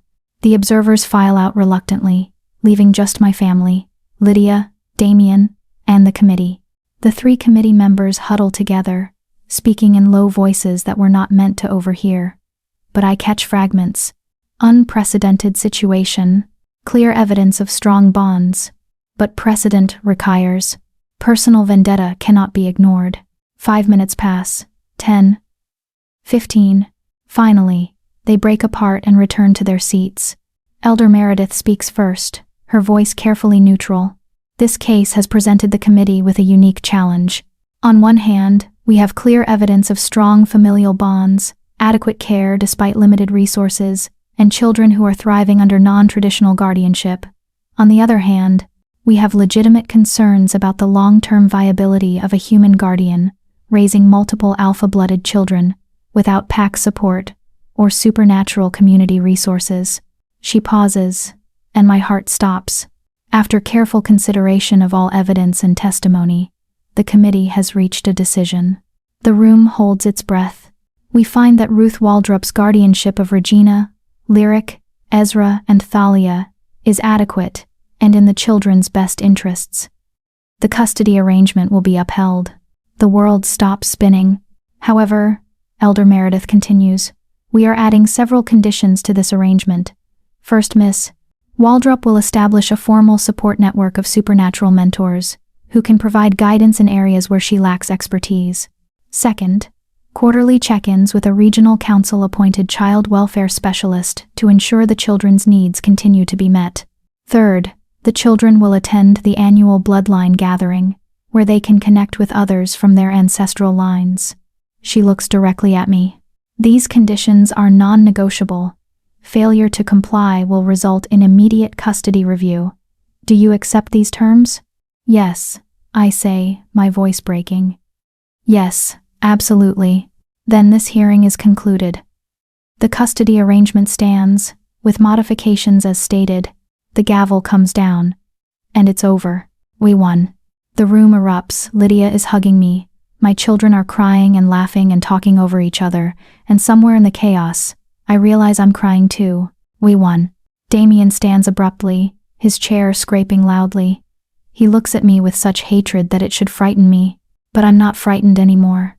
This isn't over, he says quietly, meant only for me. Yes, I tell him. It is. You lost, Damien. Not just this hearing, but the war you've been fighting with yourself. The one where you convince yourself that rejecting me was justified, that I deserved it, that you made the right choice. I smile, and it's genuine. But looking at you now, seeing how much energy you've spent trying to destroy me, I realize something. I'm the one who got free. You're still chained to hatred and regret, and you'll stay chained for the rest of your life while I go home to my family and live. I turn away from him, gathering my children, and walk out of the regional council building into the afternoon sunlight. Outside, Sage is waiting. When she sees our faces, she whoops with joy. You did it, she says, pulling me into a crushing hug. You actually did it. We did it, I correct, including everyone in my gaze. All of us together. Epilogue. 6 months later. The garden is Lyric's pride and joy. She spent 6 months coaxing life from the soil around our house, and now, in the early summer, everything is blooming. Tomatoes and peppers and herbs in neat rows, flowers along the edges, roses and daisies, and something purple she called lavender. I'm sitting on the back porch with a cup of coffee, watching her work, when Regina emerges from the woods on the northern edge of our property. He's been training with a mentor. Elder Meredith arranged an old nightshade wolf who survived his pack's collapse and now lives as a rogue. The man is teaching Regina everything about his heritage, his bloodline, the strength and shadow that defines who he is. My son is growing into his power, and it's both beautiful and terrifying to watch. Mom, Thalia calls from upstairs. Can Ezra and I go to the bloodline gathering next month? If you finish your schoolwork first, I call back. The bloodline gatherings have been good for them, chances to meet other wolves from ancient lines, to connect with their heritage in ways I could never provide. Thalia has found 3 other Emberfell survivors, and they've formed a small group that meets virtually between gatherings. Ezra has connected with a moonborn historian, who's teaching him the old languages. They're building their own support networks, their own understanding of who they are beyond our family. And that's good. That's healthy. But they always come home. Mail's here, Lyric announces, jogging up from the mailbox at the end of our long driveway. She hands me a stack of envelopes, most of them junk, but one catches my eye. It's from Rebecca. I open it carefully, pulling out a handwritten letter on expensive stationery. Dear Ruth, I'm writing to let you know that I've left Damien, filed for divorce, claimed my pups, and moved to my father's territory in the east. It wasn't easy, and the legal battle is ongoing, but I couldn't stay anymore. Not after watching you fight so hard for your family while I sat by and let mine turn into a gilded cage. You showed me what strength looks like. Real strength, not the performative kind that alphas display, but the quiet, persistent kind that shows up day after day, even when the world says you're not enough. I don't know if we'll ever be friends. I don't expect forgiveness for staying silent while he tried to destroy you, but I wanted you to know that your example mattered. That watching you choose yourself and your children gave me the courage to do the same. Thank you for that. And congratulations on your victory. You deserved it. Rebecca. I fold the letter carefully and tuck it in my pocket. Maybe someday I'll respond. Maybe someday we'll find a way to be allies if not friends. But for now, I'm content to sit on my porch in the home we claimed, surrounded by the ward lights that pulse with our combined heartbeats, watching my children grow into themselves.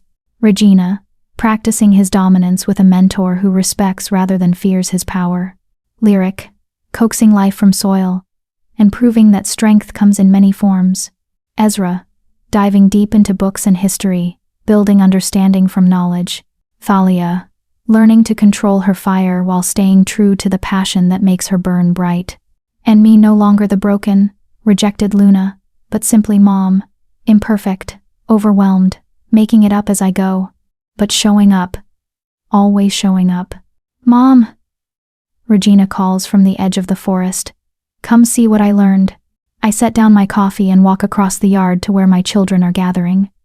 Whatever Regina wants to show us, it'll probably be impressive and slightly terrifying, but we'll handle it together. The way we always do, the way we always will, because we're family not by blood or bonds or fate, but by choice. And that's the strongest magic of all.